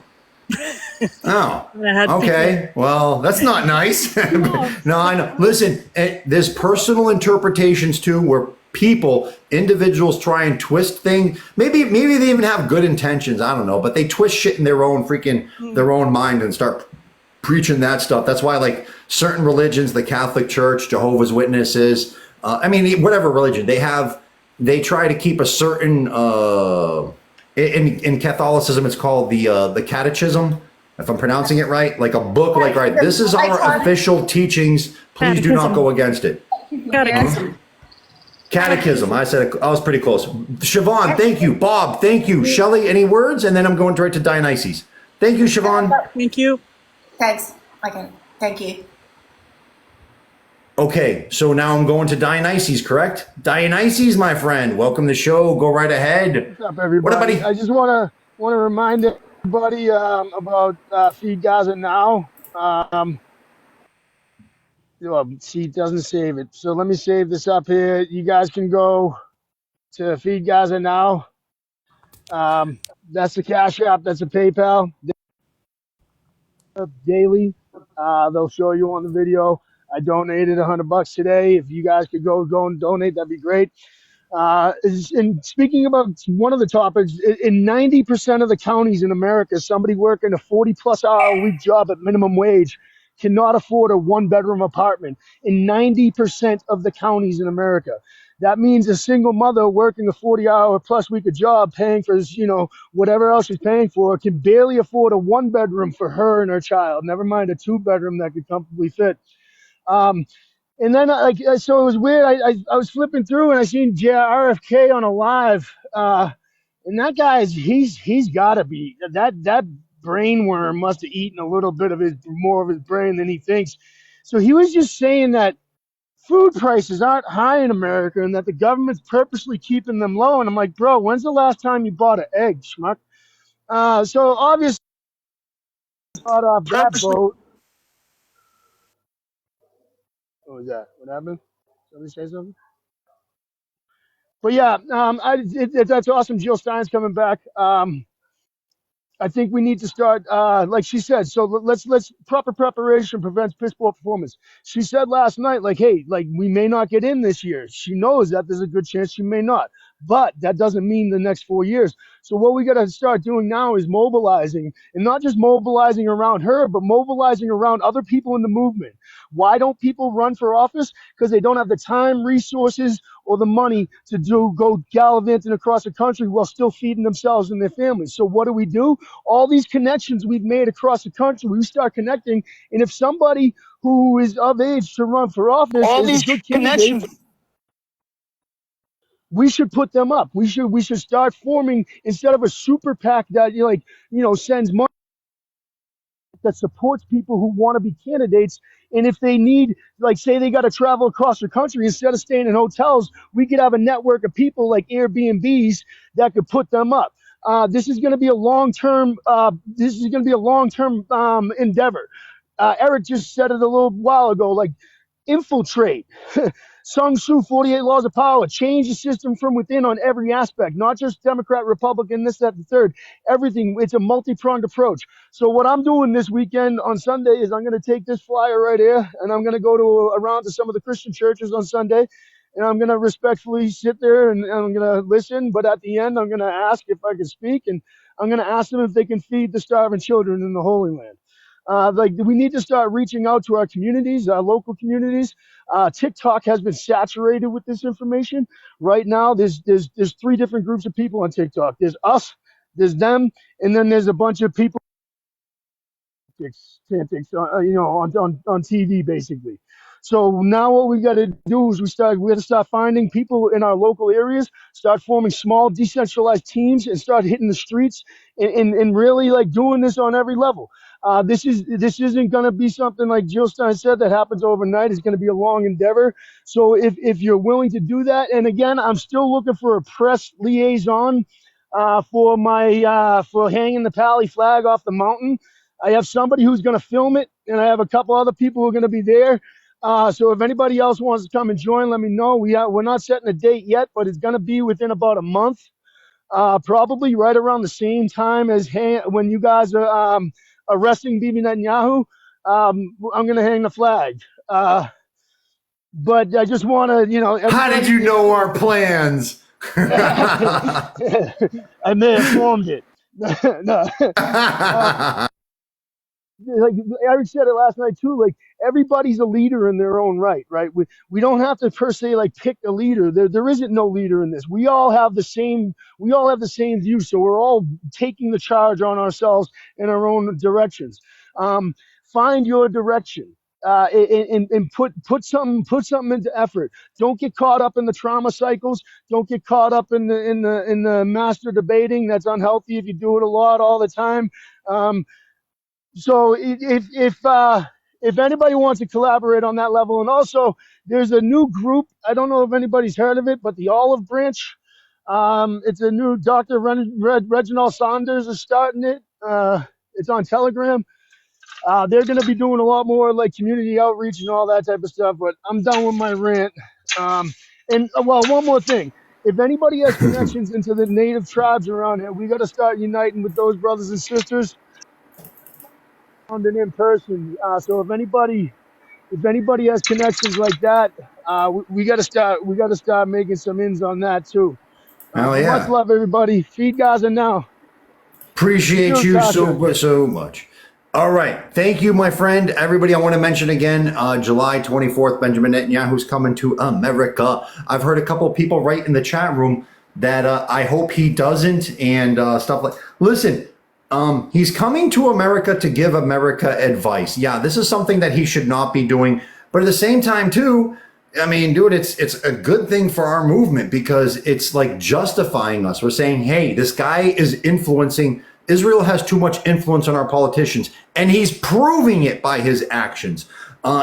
He's giving us another excuse for a big, giant pro-Pally rally in Washington, D.C. All right? Normally, we call the pro-Pally rally. Benjamin Netanyahu himself called this pro-Pally rally. Daniel, thank you so much for the little crown.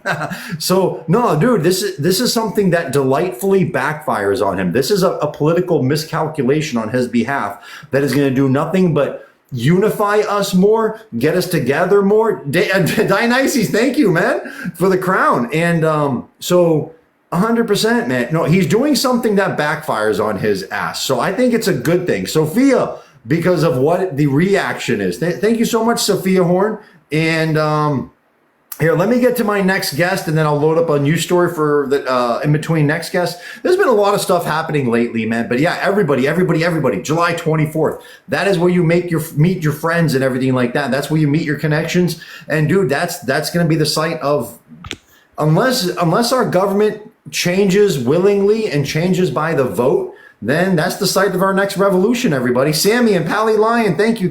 Mary, thank you. Dionysus, appreciate you. That one Yemen kid, you are next. What is up? How are you? Pally Lion, thank you. What about you? How's it going, Eric? How's it? Great, my friend. Nice to have. How's it going, Eric? Go right ahead, my friend. First of all, I want to say Assalamu alaikum, peace and blessings be upon you all. And there's a couple things I want to address. Number one, first and foremost, please, everyone, when I say donate, I really want you guys to really think of your situation and think about the Palestinian situation. And can you compare it? Can you even compare it? That's number one. Ask yourself. So that then if you can compare, then okay, I'll give you a pass, on not to reach deep in your pockets. But when I say reach deep in your pockets and open your heart for Palestinians, I ask you to do that. And please don't send me any points, anybody. I don't need no sugar brownie points or anything like that. I'm not doing this for that. I'm doing this for the sake of, number one, my brothers and my sisters in Palestine. I say the same thing too, brother. I say the same thing too. And I do it for the sake of Allah, and I do it for the sake of humanity. I don't care who it's happening to be honest with you. If it was happening to the Jewish people, I swear to you, I would be on this panel talking about it just as much as I am talking about it right now. Being a Yemeni, born and raised in America. Number one. Number two. Yesterday, I drove 3 hours and 40 minutes to Columbus, Ohio, because there was some type of protest, rally, event, gathering, and I was shocked because I thought there was going to be a lot of people there because, Ohio, there's a lot of Arabic people in Ohio, especially Columbus, and I get there and I swear, Eric, I was so disappointed. I was mad. I was literally going 106. I got a ticket because I was speeding, so I was trying to get there on time. And I don't even care about the ticket. I just it feels like the momentum is dying down. It's where's everybody at? What? Because you guys don't see any boom booms. Is this normal to you guys now? Is this none of this stuff is ever gonna be normal with me. It ain't never gonna sit right with me. I'm never gonna sleep right at night until my brothers are free. Every day. This is how I am. I basically am the type of person where I torture myself. And I know I sound like a bitch, but I do it because I don't know what else to do. I did everything I can when it comes on behalf of protest and march and donating. Yeah, man, dude, I want to add this too, right? Because I've been to a few protests and this and that. Guys, sometimes you could go to the same exact protest, right? They're not always exactly even. Pally Lion, thank you so much. So So you go to a protest and there'll be like 40 people there. Go to the same protest a week later and there's 25. Go to the same protest a week later and there's 50. The numbers are not consistent, so don't ever be disheartened just because one is slightly smaller than the other. And believe me, guys, listen, as we get closer to November, things are going to be heating up. I expect shit to get crazy around September, October, then November, just batshit crazy. But like, September, October, like within the 3 months before our November 6 elections is when stuff usually gets nuts. So as of right now, Pally Lion, thank you so much for, I don't know what the hell that was. That was badass, like a hotel in the clouds. Maxa, thank you so much, Maxa, but don't be discouraged, guys. I mean, and even the Washington, D.C. rallies, right? Like the last two, let me compare June 8th to January 13th. Yeah. I heard January 13th was bigger, but June 8th was a lot louder and funner and more friendlier. So one had bigger numbers, the other had the bigger freaking, June 8th was a ton of fun. I mean, that was super fun. So, I mean, don't just go by numbers alone, everybody. And everybody, go there, July 24th. I want to see you there. Leia, Candace, thank you. Anything else you wanted to add, Yemen Kid? Appreciate you coming up here, man. No, sir. I appreciate you always having me. Eric, thank you Yemen Kid, appreciate you coming up here, man. I appreciate you guys as always, man. Yemen Kid, can I just say something real quick before you drop, brother? That's why I pull up Bobby Sands. We can't have you catching a case for 106. You know what I mean? We just can't. And I know I'm a big car fan. Man, I love cars. I love racing on the track. But we need you in this fight, brother, okay? So dig down deep. And remember, never give in, never give up, and never lose hope. They have nothing entire arsenal that can break the spirit of a man who wants freedom. So take a break and then come back. We're all here. You got it, sister. You guys have a good night. You guys take care, Eric. Have a good night, boss.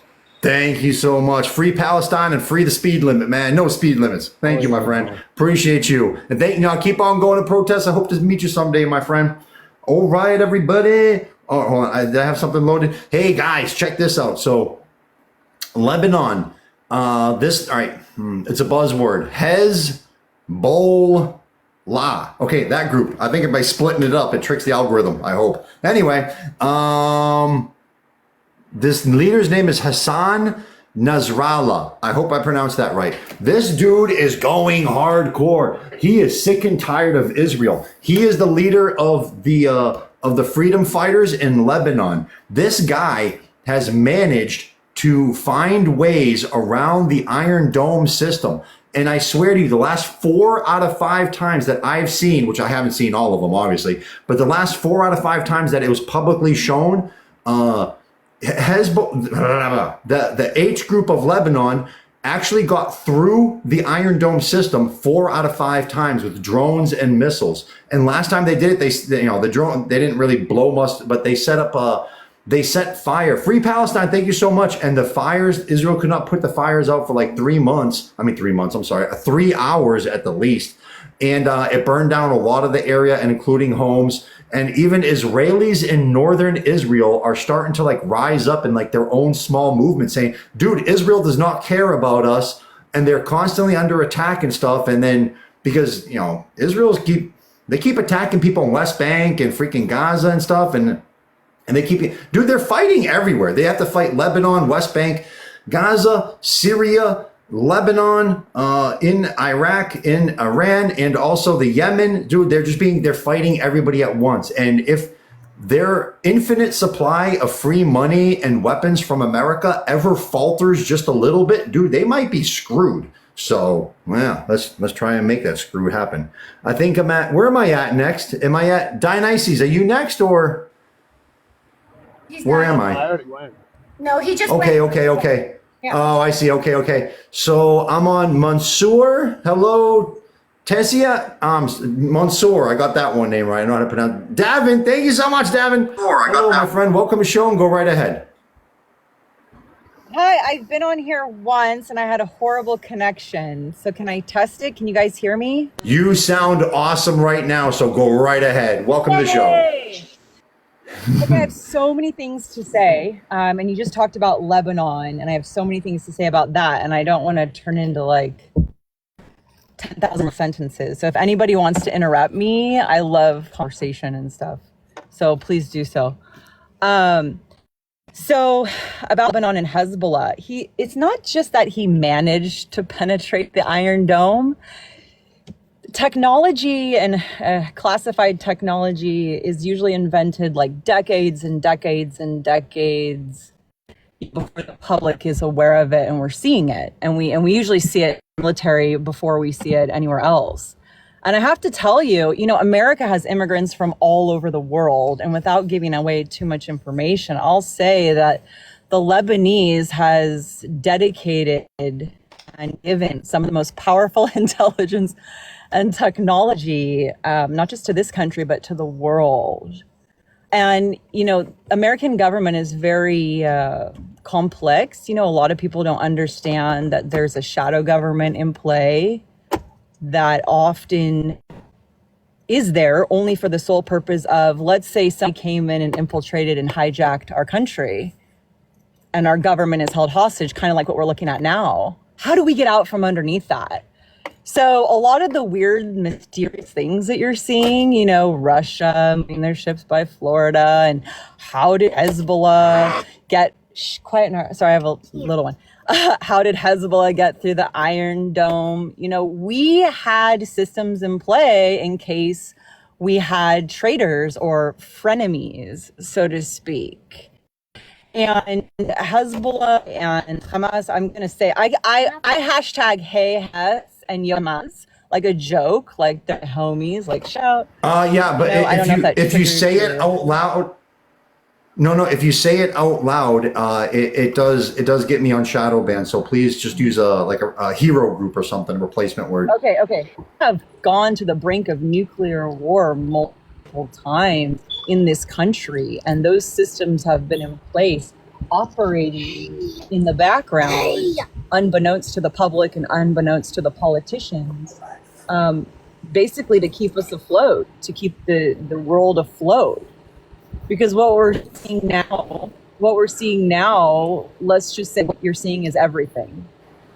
I mean, we'd be on the brink of nuclear war, total nuclear war. I mean, that's what it looks like right now if you only look at that.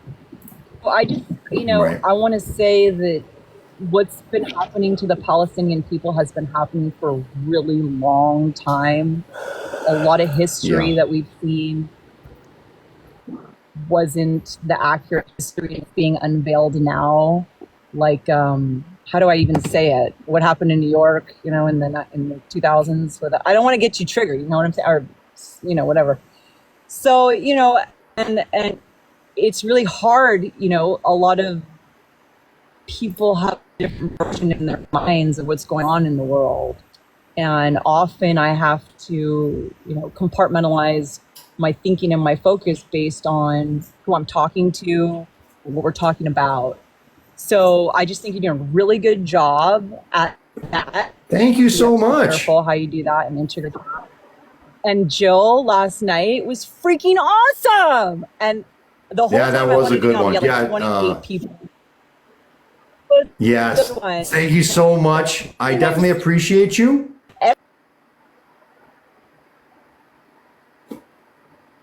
All right. Then she lost. All right. She lost connection.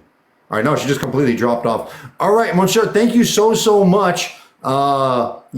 She dropped down to 1 bar and then just not there anymore. So, Monsieur, thank you so much. Definitely agree with you. Jill Stein was awesome yesterday. Everybody, I try and bring up like different stuff to different other causes going on too. This is the cause that's going on in the cobalt mining in the Congo. I can't show video for like more than 15 seconds. So here's like 15 seconds. Crazy to see. This is the bottom of the supply chain of your iPhone, of your Tesla, of your Samsung. I mean, I'm just naming those companies. Right. It's all of them, right? All of them. We're not just picking on them. And here's what you need to know, Joe, about this video. I was the first outsider to get into this mine. And that's why it's just a really short video that I was able to take. This is an industrial cobalt mine where there's not supposed to be one artisanal miner. Now, that's the term used for people who are just digging by hand as opposed to tractors and excavators. There's not supposed to be one here. That's what the story is told at the top of the chain. This mine, and I can name it, it's called Shabara. There's not supposed to be one artisanal miner here, according to the consumer-facing tech companies and EV companies buying this cobalt. Lo and behold, I walk into this place and this is what I see. There's more than 15,000 human beings crammed into that pit. This is so crazy to see. This guys, and if you ever look at just do like a search engine of the cobalt. Dude, there's people who have to mine. They're walking around on rocky ground in their bare feet. They're like as he said, dude, they're handling like cobalt things with their hands that you're not supposed to be touching without gloves on and stuff like that, man. Dude, it's atrocious over there. And then he goes like, well, whose fault is it? Dude, it's like a whole bunch of people's fault. One, the Congo government for not freaking doing a little bit of regulation on that. Then it's the fault of some of the big businesses for, dude, I mean, really, have you seen all the miners? If you have like a whole bunch of freaking industrial, like, you know, dump trucks and backhoes, dude, let some professional business in there who are regulated with some health industry stuff, and dude, none of that stuff will be happening. Oh dear God, dude. So it's like a failure on multiple different levels. And a bunch of people, like foreign governments are involved too. Like, dude, you guys can regulate that shit. You got big businesses, Congo's own government and foreign governments involved. And not a single freaking person does anything about that. Are you freaking serious? It's insane. Insane. So mass stupidity, mass corruption. I am at, thank you so much to our previous guest. Monsieur, appreciate you. You're always welcome back. Let me get to Raymond. No, Raymond, go ahead for your 3-minute Curtis run. Doctor yet? Next, sorry guys, we're at the Curtis. Oh! I didn't even see Curtis Doctor up here. You know, Curtis Doctor, my bad. I see. Gotcha. Thank you so much. Curtis Doctor, welcome to the show, special guest. What's up, buddy? Welcome back. Thank you so much. It's been a while. Thank you. I was banned. My live was banned for a week, so I went on holiday. I took a break. So I appreciate all the racists and Zionists for giving me a break. I know you think of me, and I deserved one. But yeah, so cobalt mining, etc., all of this kind of stuff. You mentioned, the government of the Congo. It's in the Congo, I assume, right? This is in Congo, is it? Yeah. So the government is a big term, for a lot of countries. Basically, a better word would be gangsters and psychopaths, because the reason why they don't regulate, and you're right, they're all guilty, right, all the way to the top. But the most guilty are the ones that profit the most. Right at the top, and the ones that present themselves as being humane and following guidelines and regulations of their own countries. So that's why I believe are the most guilty. But here's the thing. The reason why they don't regulate is not because it costs a lot, not because it's difficult, is ultimately in those countries, the reason why they don't regulate and they don't help those people to work more safely is because they don't want them to start raising their expectations.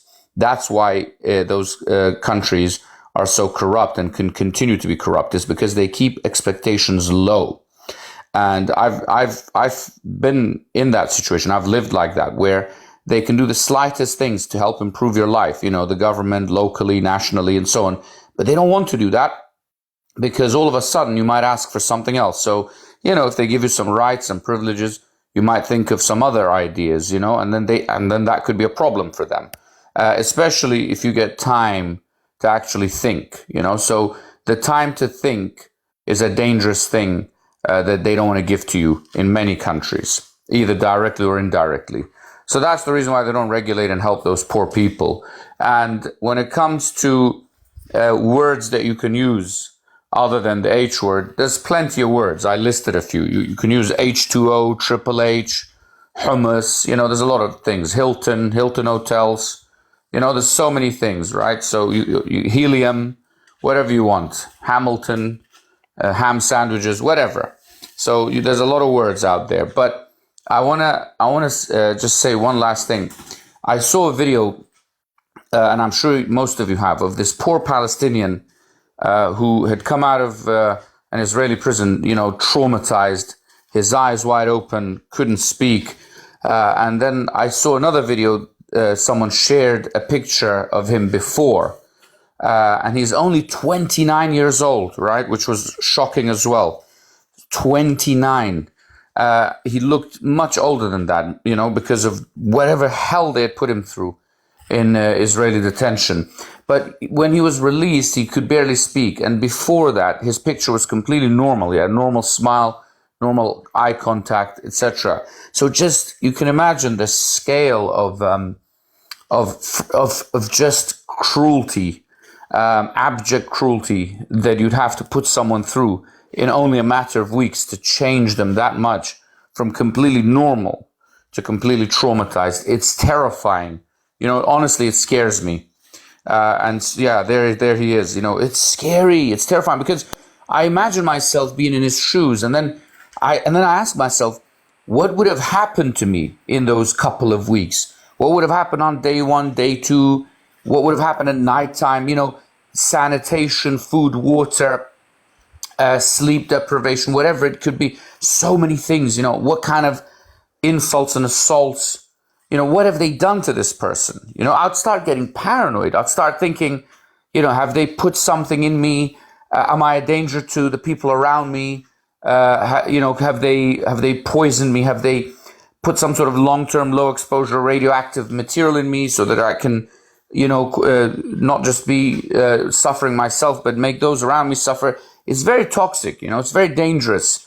The things that I've seen are just horrendous, and it constantly reminds me of a medical professor that I had in medical school who was Jewish and from Israel. And he couldn't work in Israel anymore because he had some opinions against the Israeli government and policies that people around him didn't like. And he was in London and he was lecturing us one time. And he asked all of us, because he was a specialist in medical ethics, we were talking about Germany, Nazi Germany, and all the atrocious crimes they committed against the Jewish people there. He asked everyone, he said, why is it that, that they did what they did? That the doctors and all those evil experiments and so on, why do they do that? And everyone had a different answer, but all of those answers were wrong. And the answer was simple. He said, because they could. The Nazis did what they did because they could. And it just reminds me of that, because it just seems that in Israel, because they have the power to do what they're doing to Palestinians, they just keep going. It's because they can, and they're enabled, and they're defended, and they're supported. It's like the settlers. The reason why they can settle on Palestinian land and do what they do and go into their homes and just do things that are just so inhumane is because they can.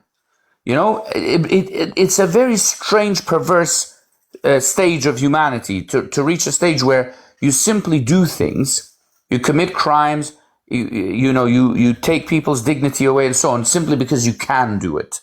And it makes me worry about the future, because if this doesn't stop now, if it doesn't stop immediately, what does this mean?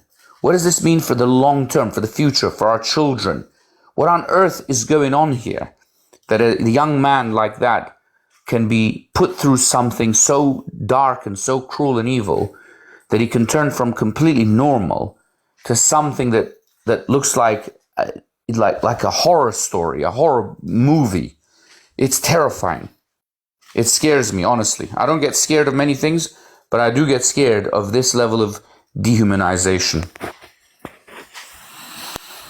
Unbelievable. Yes, guys, you know what? I wanted to bring up, this is an actual experiment, from 1960s? The Stanford, 1971. The Stanford prison I'm sorry. One second, please. The Stanford prison experiment, everybody. So this is 1971.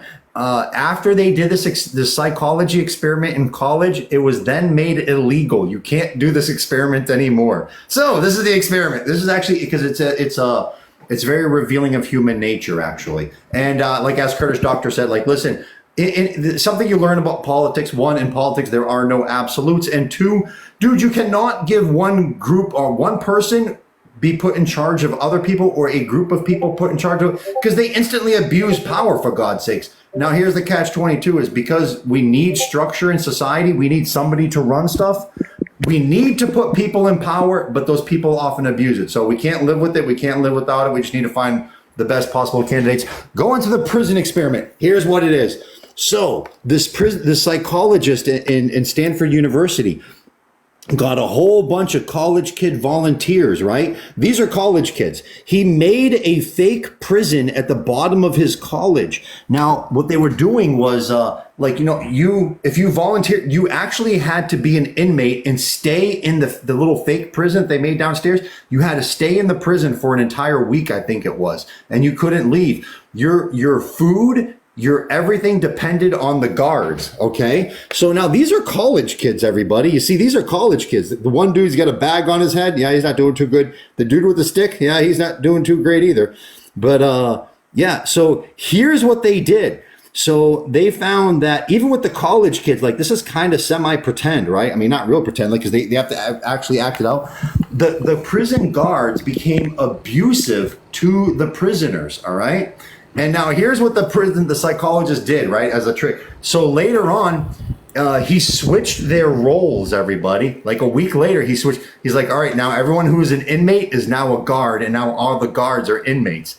And the assumption was that, okay, now that you've had to live through that bad stuff and experience that bad stuff, you're not going to do it to somebody else. Oh, hell no. They went way worse. The new prison guards were actually worse to the freaking prisoners and got their revenge on their asses. So, but that is the expected common human tendency.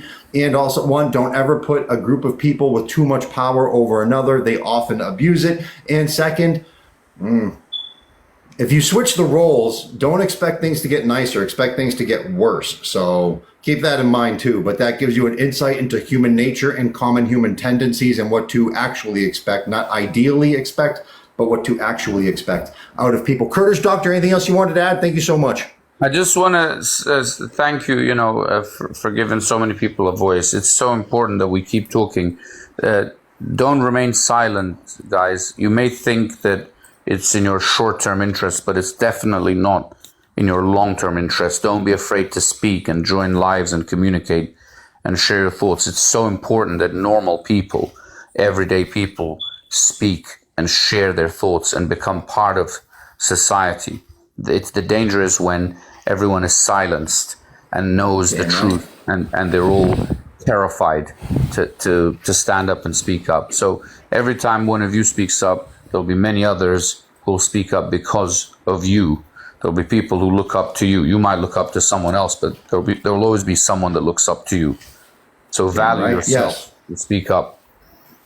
Value yourself. Good parting words. Thank you so much, Doctor. You're always welcome on the show. And everybody, I also want to mention, man, you never know. You never know. Because listen, right now, all the heroes of tomorrow are being formed, all right? Because, listen, I don't expect the corrupt politicians in power right now, I don't expect them to give up their power, all right? Like AIPAC. We're going to dismantle AIPAC. Yeah, you think that's going to be easy?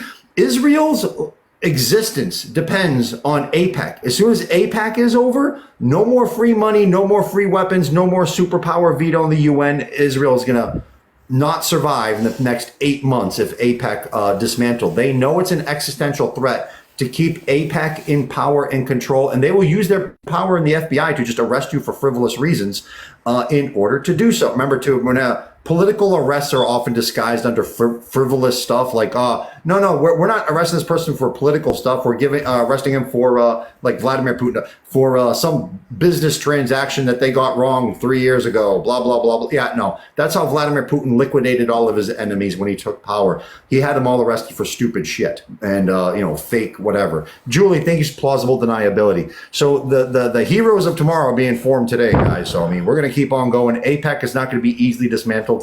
And all the crooked politicians who are rich, powerful, and safe they're not going to give up their riches. They're not going to give up their power, and they're not going to give up being safe. They're just going to rig. Our voting is not as secure as you think. And also, I mean, they don't give a damn. They arrest college kid protesters, for God's sake. So I think things are going to get worse before getting better. Kurdish Doctor, thank you. Let me shut up and go to Raymond and the Pally Lion. Raymond, go right ahead. Thank you so much for your patience, my friend. Go right ahead, my friend. No. I kept on getting kicked out, and I just like I kept on getting TikTok in my phone. I guess kicked me out though. But like, brother, I love the way that you set up your live band. Like you are one of the champions right here. Pally Lion, you're one of the warriors. Kurdish Doctor, I love joining his live since he's so brilliant.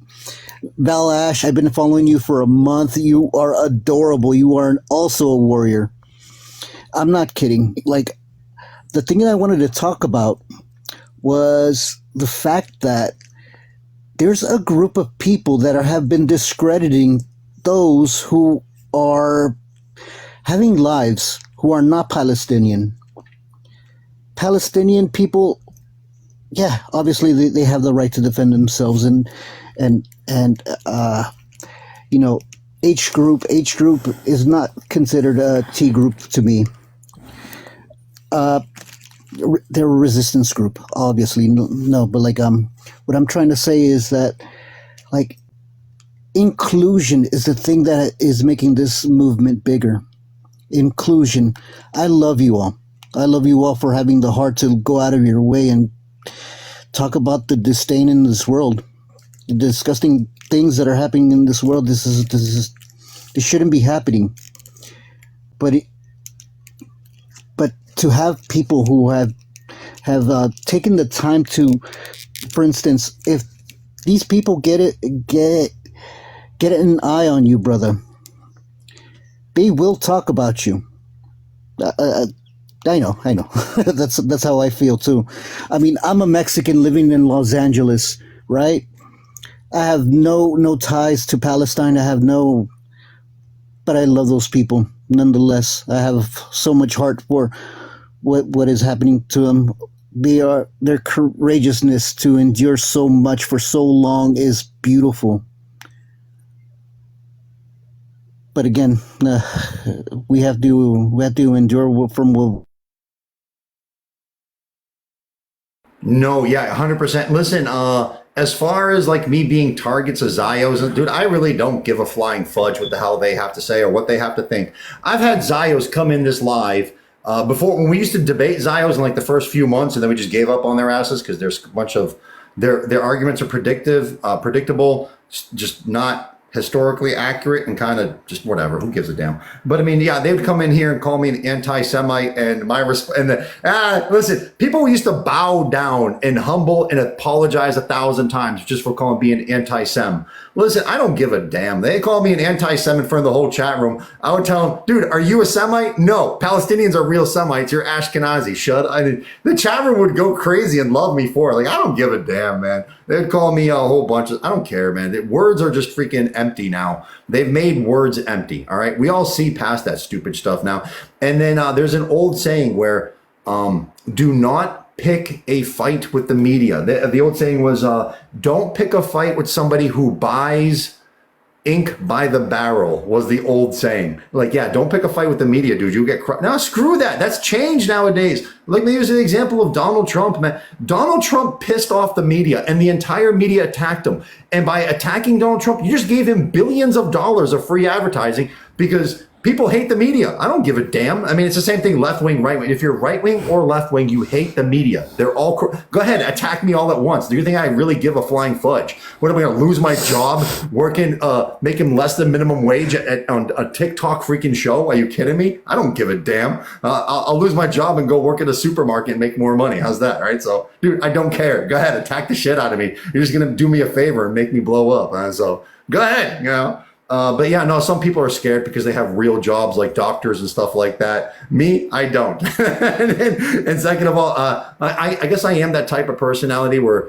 like, the more you push me, the more I'm either going to laugh at you or push you back harder. Like, I don't care. So I mean, but I'm in a lucky position in life. If I had a job where I could get fired for this shit, then maybe that is a comp. But I mean, I'm not in life positions where I'm anyway compromised or have puppet strings that can be attached to me. So, Pally Lion, thank you to my previous guest. Let me get to my buddy, the groom to be, who is getting married this weekend.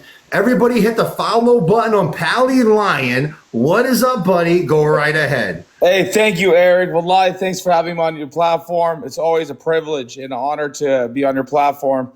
And Wallahi, thanks for always the warm welcome. Couple things I wanted to mention today is I'm pretty sure you, Eric, because you're always on top of everything, is that earlier today, I guess, Daniel Hagari, the Israeli spokesperson, declared that Israel cannot defeat or destroy the H group. And this is just a testament of Israel failing on their military objectives of returning their hostages, but eradicating the H group. So what they're doing on the ground is working very, very well. And I just wanted to remind everybody that yes, we see all these, horrific videos of the Palestinians, but it's two-sided. Look for those videos with the red triangles on top. And the bit more important thing, though, Eric, I wanted to mention, brother, was I just want to show my gratitude towards you. You are an inspiration, and you're your own boss, and don't discredit what you do. You are working, and we need. We know it's a privilege and an honor and a blessing to have you on our side and fighting for our cause. Is priceless. And, you're just one man, and you've changed and educated so many people, and you're always bringing up the relevant information, and you're communicating on a scale of a large audience. And, it's a privilege for you to be advocating for Palestine as a Palestinian.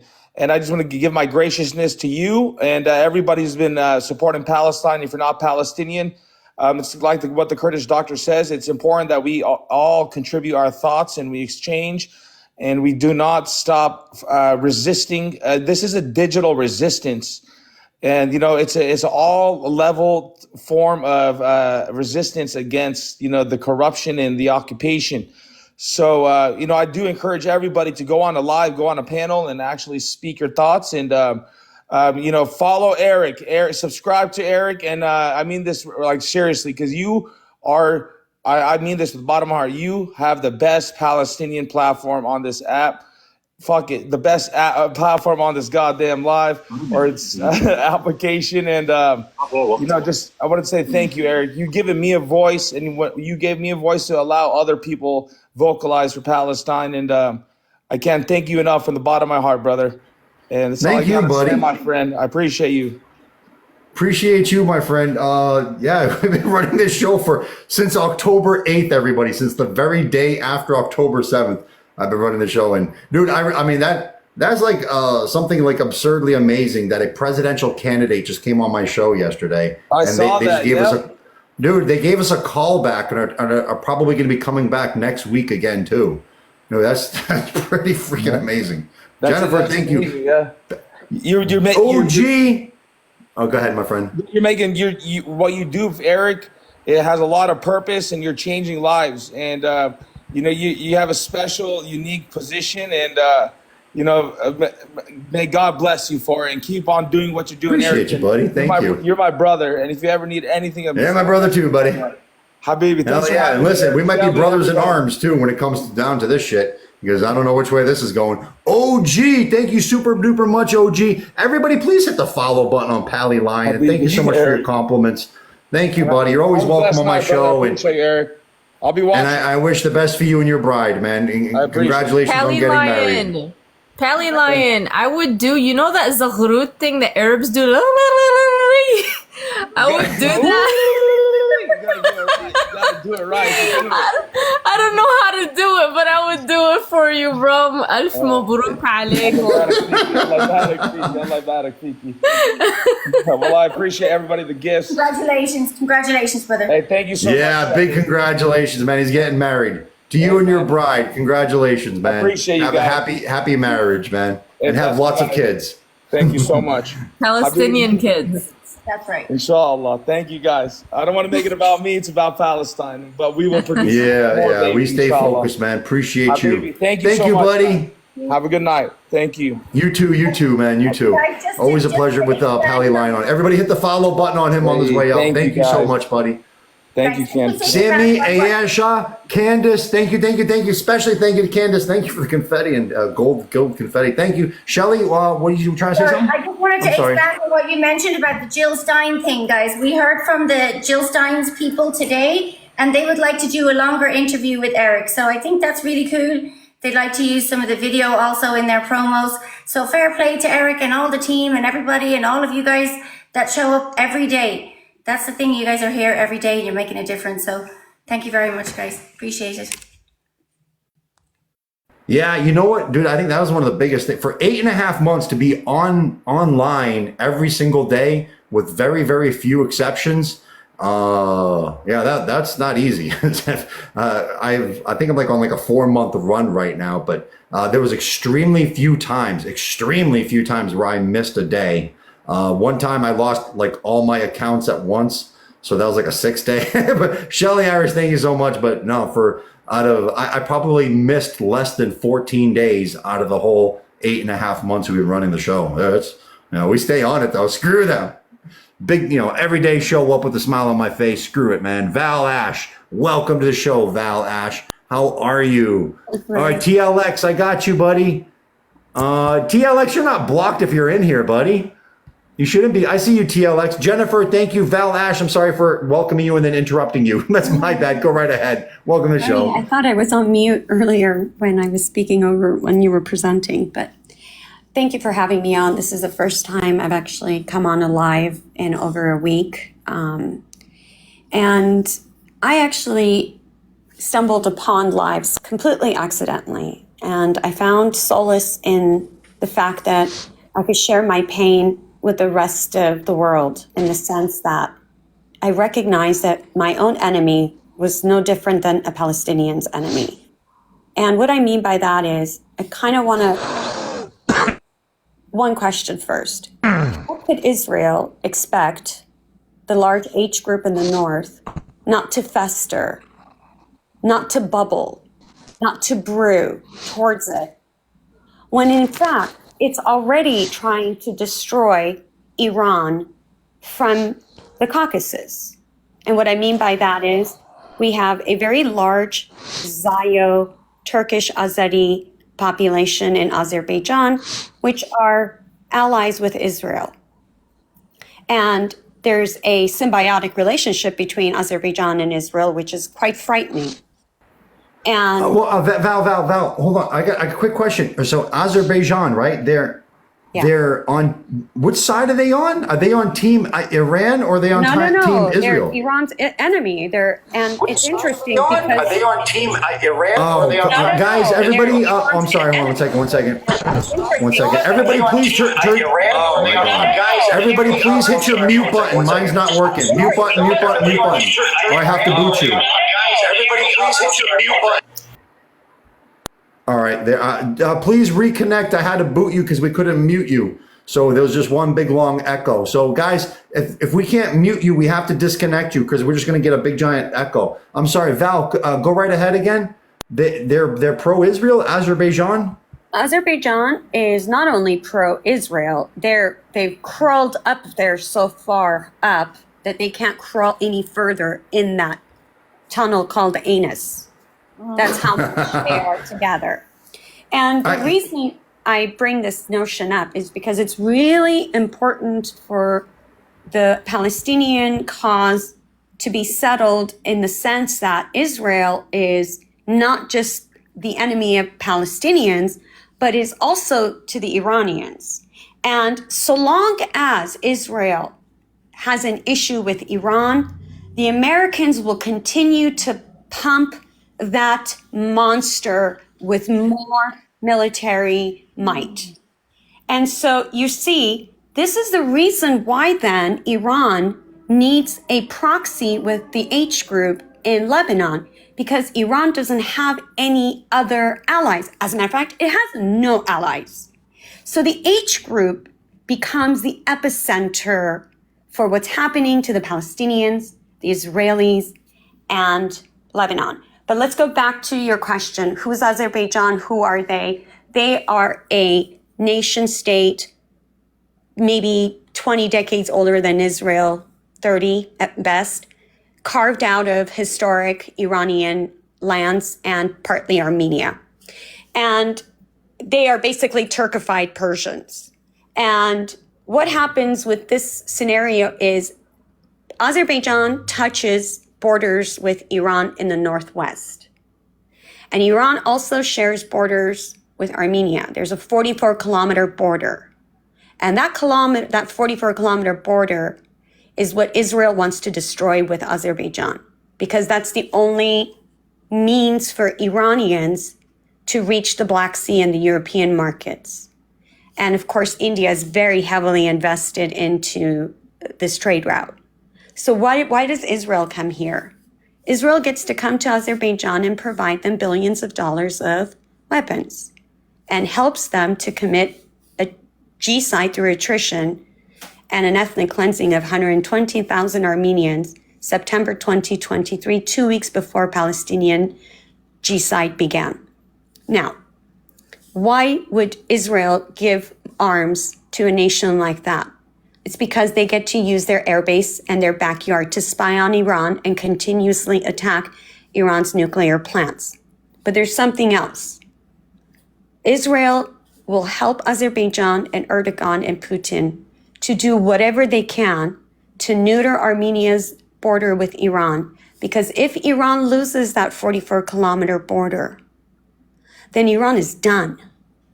And then now you're really going to cripple Iran, which is exactly what Israel wants. And if you cripple Iran and suffocate it, because they're completely sanctioned to death from the Persian Gulf, they have no other means to get out.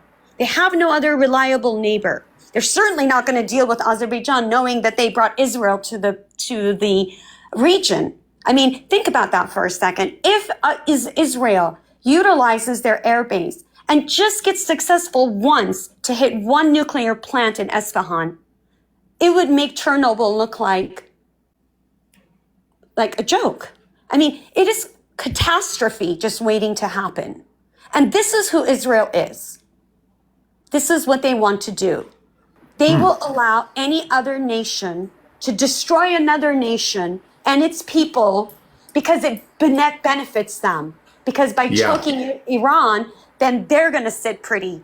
Then no one's going to be able to stop them from their expansion. Because we know that that's what they want to do. There's no question about this. And so Val, my Val, 100%. I researched, just so everybody knows. Sammy, thank you so much. Just so everybody knows, this is Azerbaijan right here. This is Iran. This is Azerbaijan. Okay, so they do connect.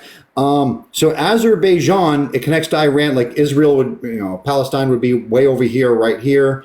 What's that? That's Iraq right there. Is that Iraq? Yeah, that's Iraq, Iran, Afghanistan, Azerbaijan. So you have orientation. So for anybody who did not know, the president of Iran, right? Yeah. Thank you so much. So I want to talk about that too. All right, Val. After you're done.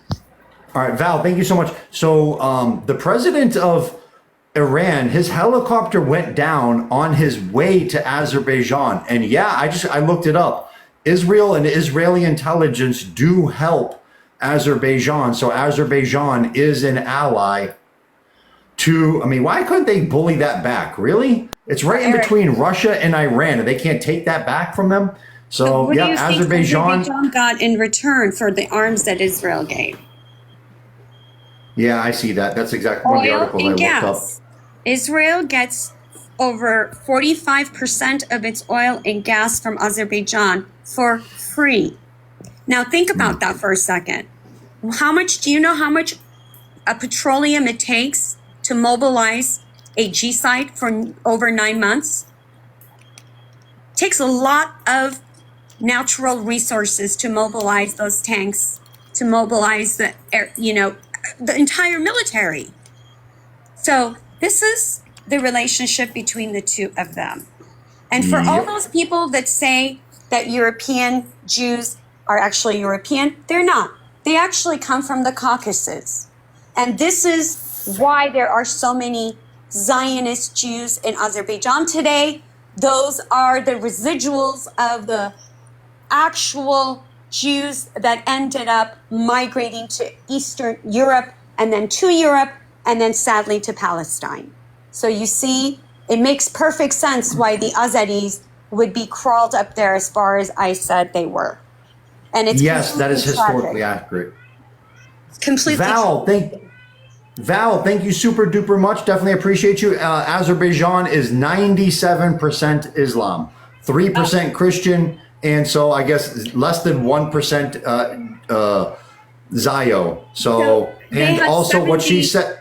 They had 76 years of communism. So all those Zios are, and the Muslims are converted, but they're still Zios underneath, Eric. Don't forget that. Sorry, I cut you off. Thank you very much. No, it's all good, Val. Thank you very much for coming on here. Super duper appreciate you. And yeah, I'm sure, remember everybody, DNA testing shows that a lot of Ashkenazi are actually from European descent. However, it also shows that a lot of people who claim to be Ashkenazi are not European at all. And also, don't forget why we fought World War II. All right, so yeah, as much as they hate Arabs and Muslims, they also hate Slavic people and Christians too. And look what they did to my people not too long ago, and they're trying to do it today. Look what they're doing to Ukrainians. So I mean, they're racist as hell against Arab Muslims. They hate white people too, though. They hate Europeans. They hate Christians. They hate Muslims. They hate everybody. They consider themselves like their own group of people, and that is it. And also too, you guys notice that like they don't ever, like Christians and Muslims try to recruit, and they're always welcoming other people to join their religion, find God, do good, have good not Zio. Like they're inclusive. They're not, I mean, they're exclusive, not inclusive. They do not recruit. When have you ever see anybody recruiting towards a synagogue? No, it's you go into a mosque or a Christian church, and there's all different types of people from all different backgrounds. If you go into a synagogue, you're only going to find one very, very homogenous group of people, and that is it. Look at all the leaders of Israel, and I don't give a damn about what they say about their tokens in the smaller levels. Val, thank you so much. Nola, appreciate your patience. Go ahead, Nola. What's up, Nola? You want big screen? Yes. Thank you, Val. You do? No! I thought you were going to shy away. Oh, yeah, there you are. Yeah. Don't you dare. I won't. You already know how I can't say Shelly won't. I know. Shelly's a natural. She's photogenic. But yeah, I can't say it better than you, Eric, about what you just said. You know, it's so obvious what these people are. I mean, they're hateful and they're racist and they think they're God's chosen people. I mean, God's chosen people to commit a genocide, to unalive babies, to let's see what else, starve millions of people. What else war crimes am I missing, Eric? It's probably like a whole you know, it's disgusting. It's really disgusting. And what's even more like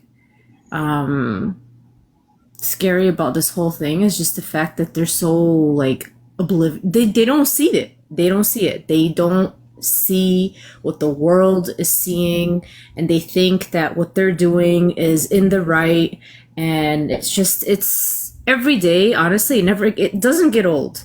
And I think with each passing day, it's just like it just wears down on your soul a little bit more and more. And you know, I don't want to add on to the negativity because it's already very, very hard situation for everyone. But I do want to encourage everyone to just do your part. You know, post QR codes to different donations. Islamic Relief is a great organization. Salam and Solidarity has their fundraiser, 6/22 and 6/23, I believe, which is Saturday and Sunday, I believe. Yes. Go check out their fundraiser. You good? Are you coming? Are you coming, sister? Are you gonna come hang out for some of it? I am definitely going to try my best. This weekend I think I'm free, so yeah, I should be there. And Eric will be there, and a lot of other people. Oh, Eric will great! be there the hour before the show, isn't that right, Eric? Yeah. I'm scheduled to. I'm busy, dude. I'm gonna make schedule in my life and get that in there. I'm gonna be in there. King, thank you so much, King Leonidas. Awesome. Yeah, I'm gonna get in Great. there. Awesome. Fatima, thank you so much, Fatima. Yes. 100%. And Awesome.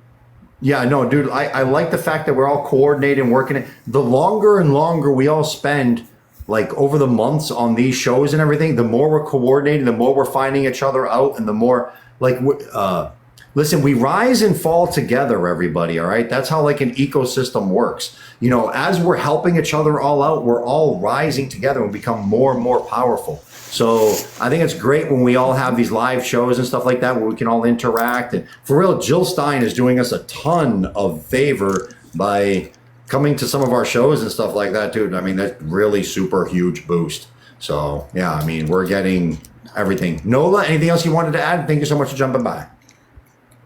Yeah, no, I mean, that's it. You guys do what you can. Stay positive. Take care of yourselves. And as always, thank you, everybody.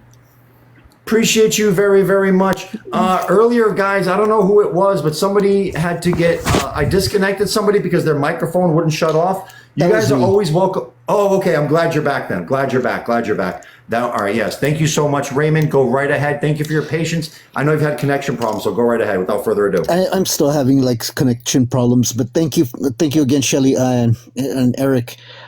You guys are awesome. I'm not kidding. That the way that you introduce people is like so enlightening. No, but like I wanted to say again, no, you good things happen to good people, and I'm glad that you're getting the awareness that you are. And I wanted to comment that people in the comments follow each other there. Don't neglect that. Come together that way as well. I see such positivity coming from the comment section, and yeah, get to know each other, get to experience what somebody else has to offer, share opinions with each other, message each other, make sure that you know that you're showing love. I was disconnected earlier when I was talking about a group of people who talk about others, excluding them from this movement. But yeah, no, your response was amazing as well. No, I love what you said. I also wanted to say earlier how the European Coast Guard was filmed shoving people back into the ocean.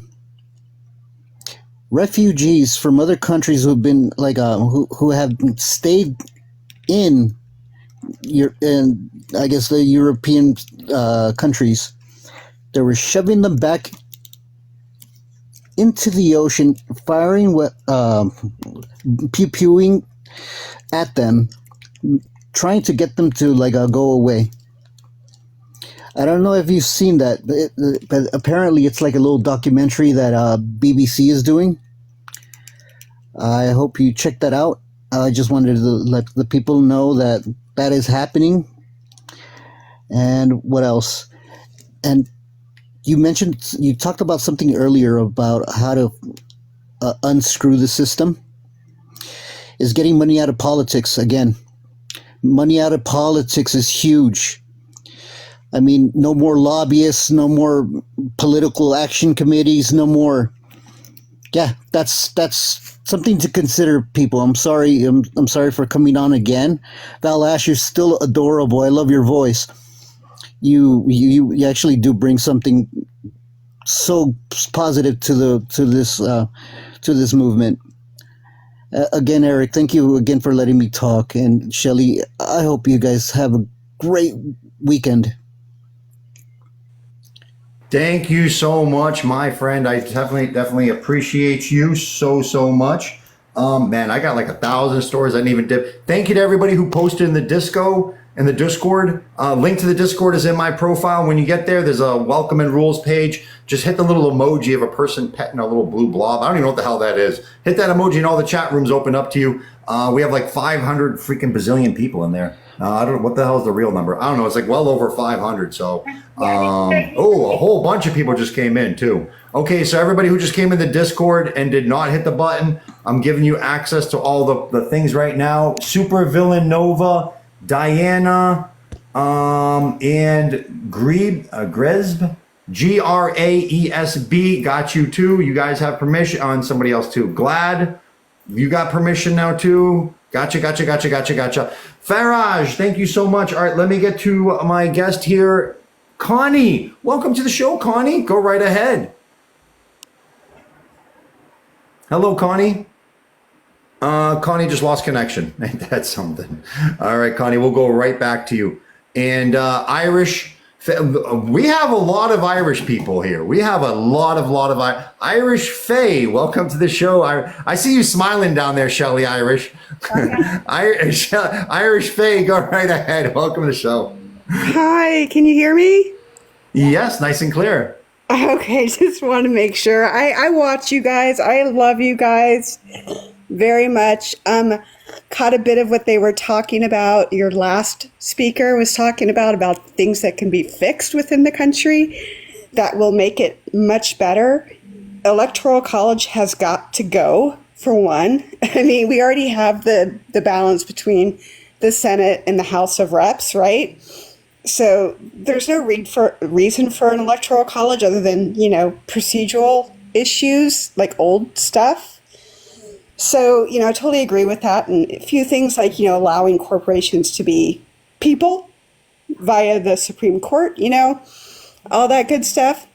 I did want to talk about, though, that changing topics kind of, just because it's just one large government in my mind at this point. I don't know if you saw on Al Jazeera's website that they had that they're debunking all the stuff that happened on October 7th. In other words, Israel already knew. They knew all the plans way ahead of time.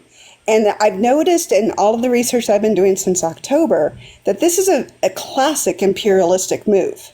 It's like, let's start something without starting it. We're going to let it happen. And then we're going to get what we want. And I find that very insidious. So I love the fact that you guys are out there and you guys were in Washington, D.C., and I was watching you guys, and it made me very happy to know that people can do the things that I wish I could. Geographically, I can't. Not easily anyways. So thank you. That's all I really wanted to say, Appreciate you super duper much. And I thank you very, very much. Man, I got like a whole bunch of news articles. Man, I wish I had more time to go over. There's so a lot of news coming out. Man, so many and as Irish Faye said, Red, thank you so much.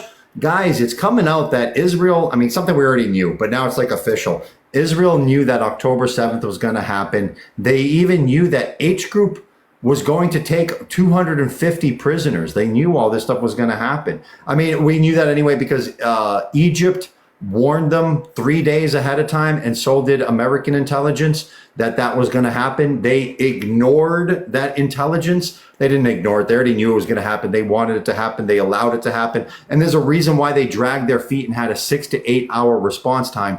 Is because they wanted to happen, so they had an excuse they could take all of Gaza. And I want to bring this to you guys. Remember, I was reporting on this stuff like the very next day. The first reports was Israel had between 350 to 650 civilians that did not survive. All right. Then all of a sudden, like a week later, it shoots up to like 1,600. And then like a week after that, 1,200. But I was like, dude, you know what? Maybe the initial number is the more accurate number because they're always lying. And they wanted to boost up their numbers to make themselves look more like victims. So, dude, they're always playing games. And now they've lost complete trust. They've lost complete reliability. They've lost everything. So Rodell, Dell, what is up, Rodell? Go ahead, Rodell. What up, buddy? Wagwan.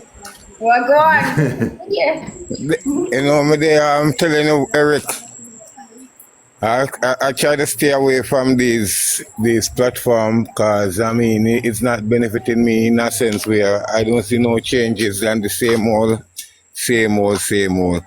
When I go on these properties live and I hear they talking, I just skip them because they even start a fight amongst themselves now. That's what I see going on right now. But I mean, I'm here watching everything that's going on and the hypocrisy of the United States. I'm seeing everything and just waiting for the revolution to start. Yeah. Revolution can bring the only solution. And they keep shadow banning me, so I mean I stay away, Eric. I was blocked off Facebook and everyone was wondering why. Because I've been sharing all this stuff. So they took me on Facebook for a little while. Yeah, listen, no, screw Facebook anyway, everybody. Listen, Facebook got sued by Palestinians a few years ago because they were intentionally shadow banning or outright banning all their information and material. So they were racist against Palestinians a few years ago, got caught and got sued. And then remember a few years ago, the whistleblower came from Facebook saying that Facebook was intentionally creating posts and boosting posts that were racist between especially between whites and blacks to trick people into arguing about race and everything, because that made them more money because people would return back over and over again to argue about that stuff. So dude, and then recently New Mexico's attorney general suing Facebook for buzzwords, all right, for not protecting kids against predators. And for an example, they even did a test run where a woman pretended to have her own 13-year-old daughter for sale, for SEX for sale on Facebook. And not only did Facebook not stop her, but they allowed her to have advertisements, get paid advertisements and all sorts of stuff. It's like, dude, you people are a bunch of sick puppies. And Guy Rosen, the person in charge of, first of all, Mark Zuckerberg, the owner of Facebook, Blueberry. Guy Rosen, the person he put in head of his intelligence for security and everything, intelligence IDF officer. The guy is an Israeli IDF intelligence. He's a spy, for God's sakes. That's Facebook. It's all Blueberry. It's all subversion and subversion for profit. Rodell, thank you so. Anything else you wanted to add, my friend? And screw Facebook. Free Palestine from the river to the sea. Their time is coming, Eric. I'm here watching the yes, time it is. Yes, it is. They can't beat these. They can't beat our hero group on the Gaza Strip. I mean, yes, I've been watching electronic intifada. I've been watching, Eric. I've been updating by the days, by the minute. And I'm telling you, their time is running out, Eric. It's just that it taking so long. It's taking so long, Eric. But I'm here persevering. It does feel that way a lot of times, man. Only revolution can bring a good solution. Revolution. Man, you're always very poetic about it. Rodell, thank you super much. Salute to you. Half that's off to you, my buddy Rodell. Everybody hit the follow button on Rodell. Hit the follow button on my friend Shelly too. She's one of my mods. Beanie, every time you come on, you have a bad connection. So let's try you again, my friend. Welcome back and let's try you. Go ahead. Hello. Hello, Mr. Fauchot, can you hear me? Go ahead. Yep. Can you hear me? Hi, yes, great. We can, Greetings from South Africa. Can you hear me, brother? Yes, we can hear you. Yeah. All truth about Facebook, FBI book, basically. Now, what I wanted to tell you, if I'm quite loud and clear, if you go deep enough down the rabbit hole, the rabbit hole, do you know that?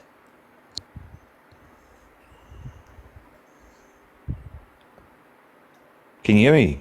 Go right ahead and explain. Yes, I can hear you, my friend. Go right ahead and explain. I don't want to interrupt you. Hello? Hello, my friend. Go right ahead. I don't want to interrupt you. All right. Speak. Go right ahead. So I say the deeper you go down the rabbit hole, we're getting mixed signals here a bit, and I think it's because I've been shadow banned, Eric. I've been promoting a lot of this stuff, and they're trying to take me down hectic. I've had 6 accounts already, and now this is the 7th account. But anyway, what I was trying to say is the deeper you go down the rabbit hole, the T in rabbit hole becomes silent, if you're with me. The T in rabbit hole becomes silent. Please explain.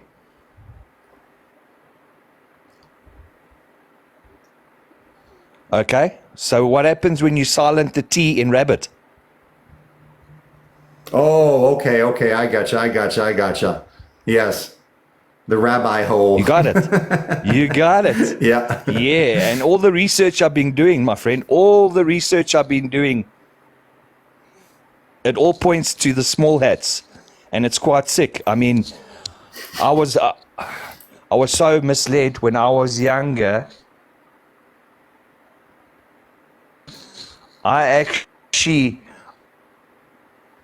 not, but I got married under a chuppah because I thought the religion was so beautiful.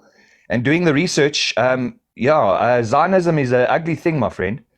And being from South Africa, we've got the blueprint here. We've actually come across a lot of Zionists that are gone underground because the majority here is actually Muslim and pro-Pali.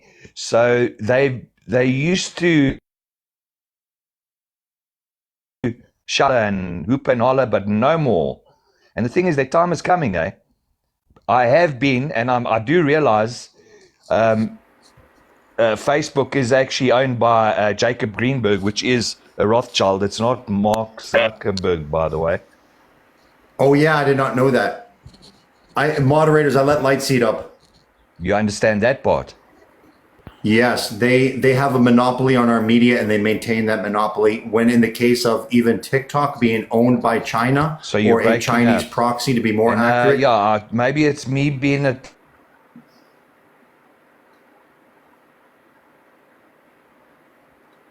Beanie, can you hear us? All right, he lost. I think he's losing connection. Yeah. Beanie, we can't hear you anymore. Now he broke off.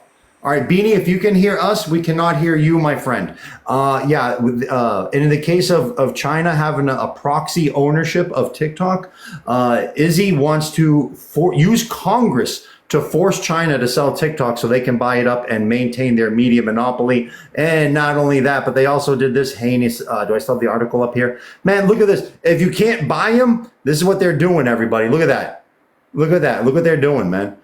If you can't buy them up, you sue them and you slander them in the media to make their stocks go down and everything. Attack.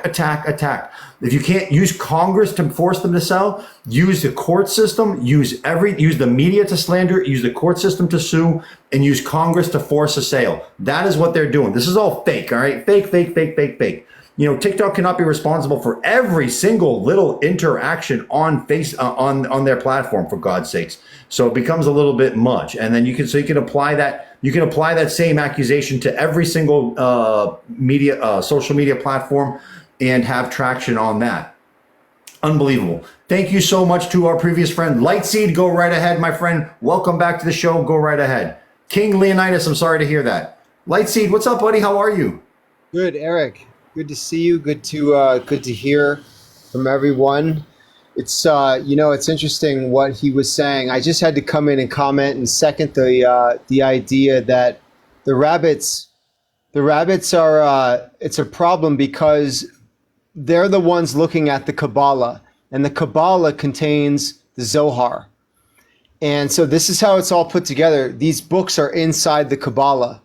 And if you look at one of the books in particular, it's very important to look at this book. If you want to see the roots of where this is and where this whole thing lies, my man was correct before when he was speaking. He was 100% correct. The rabbit hole actually ends at without the T end. That's where it all ends, because these guys are the ones reading the Kabbalah, and the Kabbalah contains the books. It's called the Greater Key of Solomon. That is where all of this is. Don't let it take your heart. Don't read the whole thing. Just look at the texts that are referencing what's going on here, and you will see exactly where they're getting this stuff. That's where it ends, right there. So I don't know if the international families, the families controlling the international banks definitely are looking at the stuff. That their evidence is stacked up, and we know that they are. Period. So the R Childs, don't need to say the name, but we know who it is, right? So then, if you own over 1,000 banks, you control the minerals and the commodities out of that exploitation extraction, using slavery to do it, King Leopold. If you do that and you fund it, and then you fund the Z movement, if you fund that, then the picture becomes very clear. What is the motivation behind the funding? Where's the funding coming from? Got it. Well, we know that. Okay. So then everything, the code is clear. It's very clear now. The evidence is overwhelming. But anyway, love to you all. Thank you, Eric, very much. Thank you, my friend. Hey, listen, Lightseed and everybody else too, guys. All right. So everything Lightseed has said is true. There's also additional ways in which that they can take over stuff, and one of the ways is like the stuff that BlackRock does, the stuff that George Soros does through the stock market is actually illegal by the Security and Exchange, the SEC, Security Exchange Commission. You are doing like takeover. You're manipulating the system to take over businesses and build a business empire. If they were not blueberries, they would be arrested for the stuff that they do. But because they also, Merrick Garland is a blueberry, the head of the FBI. They're not going to persecute their own people. They're only going to persecute other people. So their control and their buying out of businesses and the manipulation of the stock market to do so, this is not a system of merit. It's a system of cheating. They control like their own. They control the oversight and the ability to prosecute. So they're not going to oversight themselves and prosecute them damn selves, man. It's going to be used to build their freaking empire. And in the end of things, George Soros, Warren Buffett, BlackRock, Larry Fink. All right, so these financial empires need to be dismantled. They need to be sold in a way where it's still fair for all the investors. Nothing screws up the economy. And then businesses like McDonald's and Starbucks and Bud Light and all these Target, all these freaking big businesses that we boycott, we don't ever have to boycott them again. And they can just, because businesses don't want to go into politics. They're forced to go into politics by like BlackRock and all them and stuff like that. So businesses can just stick to businesses, never get boycotted. They can just grow our economy. We can all work together. Dude, life is going to be so much, the economy, the world economy, life is going to be so much better once this stupid Zio parasite empire freaking falls apart, man. And we can all be freaking free from it. There it is. Absolutely. Boom. You said it 100%, Eric. You said it 100%. That is absolutely correct. That is the issue. That is the cancer in this society. It's worldwide. It's an epidemic. Yeah. We've never seen anything like this ever before. This is not something that you're watching on Netflix. This is happening to us. They are actively trying to enslave, dominate us, make us fight each other as we are funded to fight our own brothers and sisters, our Muslim brothers and sisters. That is what this is. And that is what our enemy... No, keep fighting each other. No, they get all of us to fight each other, everybody. Yeah. It's not just like, hey, trick everybody to fighting Muslims. No. It's trick everybody to hating and fighting Muslim Arabs, trick everybody to hating Christianity, trick everybody to hating and looking down upon blacks, trick everybody to fighting like, European people and shit. No, they use us all against each other, man. It's like, stir everybody up against each other. And they just sit at the top, unquestioned and unquestionable, and they profit on war just on the media alone, plus the military. We pay up the chain, a pyramid chain, a pyramid debt slave chain of interest rates. That's what we're looking at. There's a pyramid on our dollar bill with an eye on the top for a reason.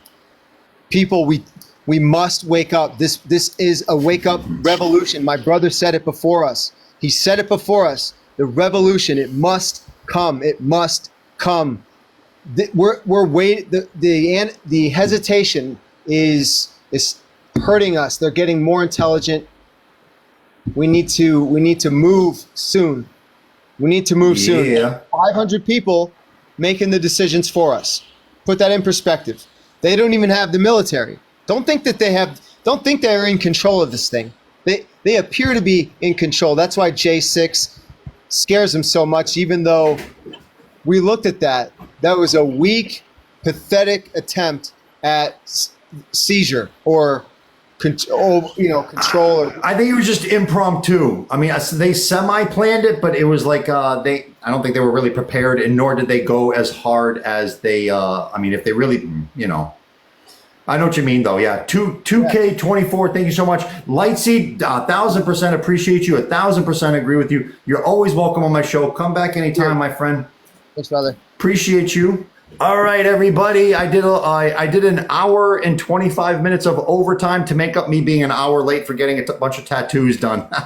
So, man, appreciate every single one of you. God bless you all. I will see you all tomorrow. It is freaking awesome that Jill Stein came on here yesterday and she gave us a call back trying to come back on the show, which I didn't even expect that. I mean, that's super badass, man. So everybody, God bless you all. See you all on July 24th. God damn it, be there. All right, everybody. Have a good night. Good night, everybody. Nola, thank you. Thank you, Nola.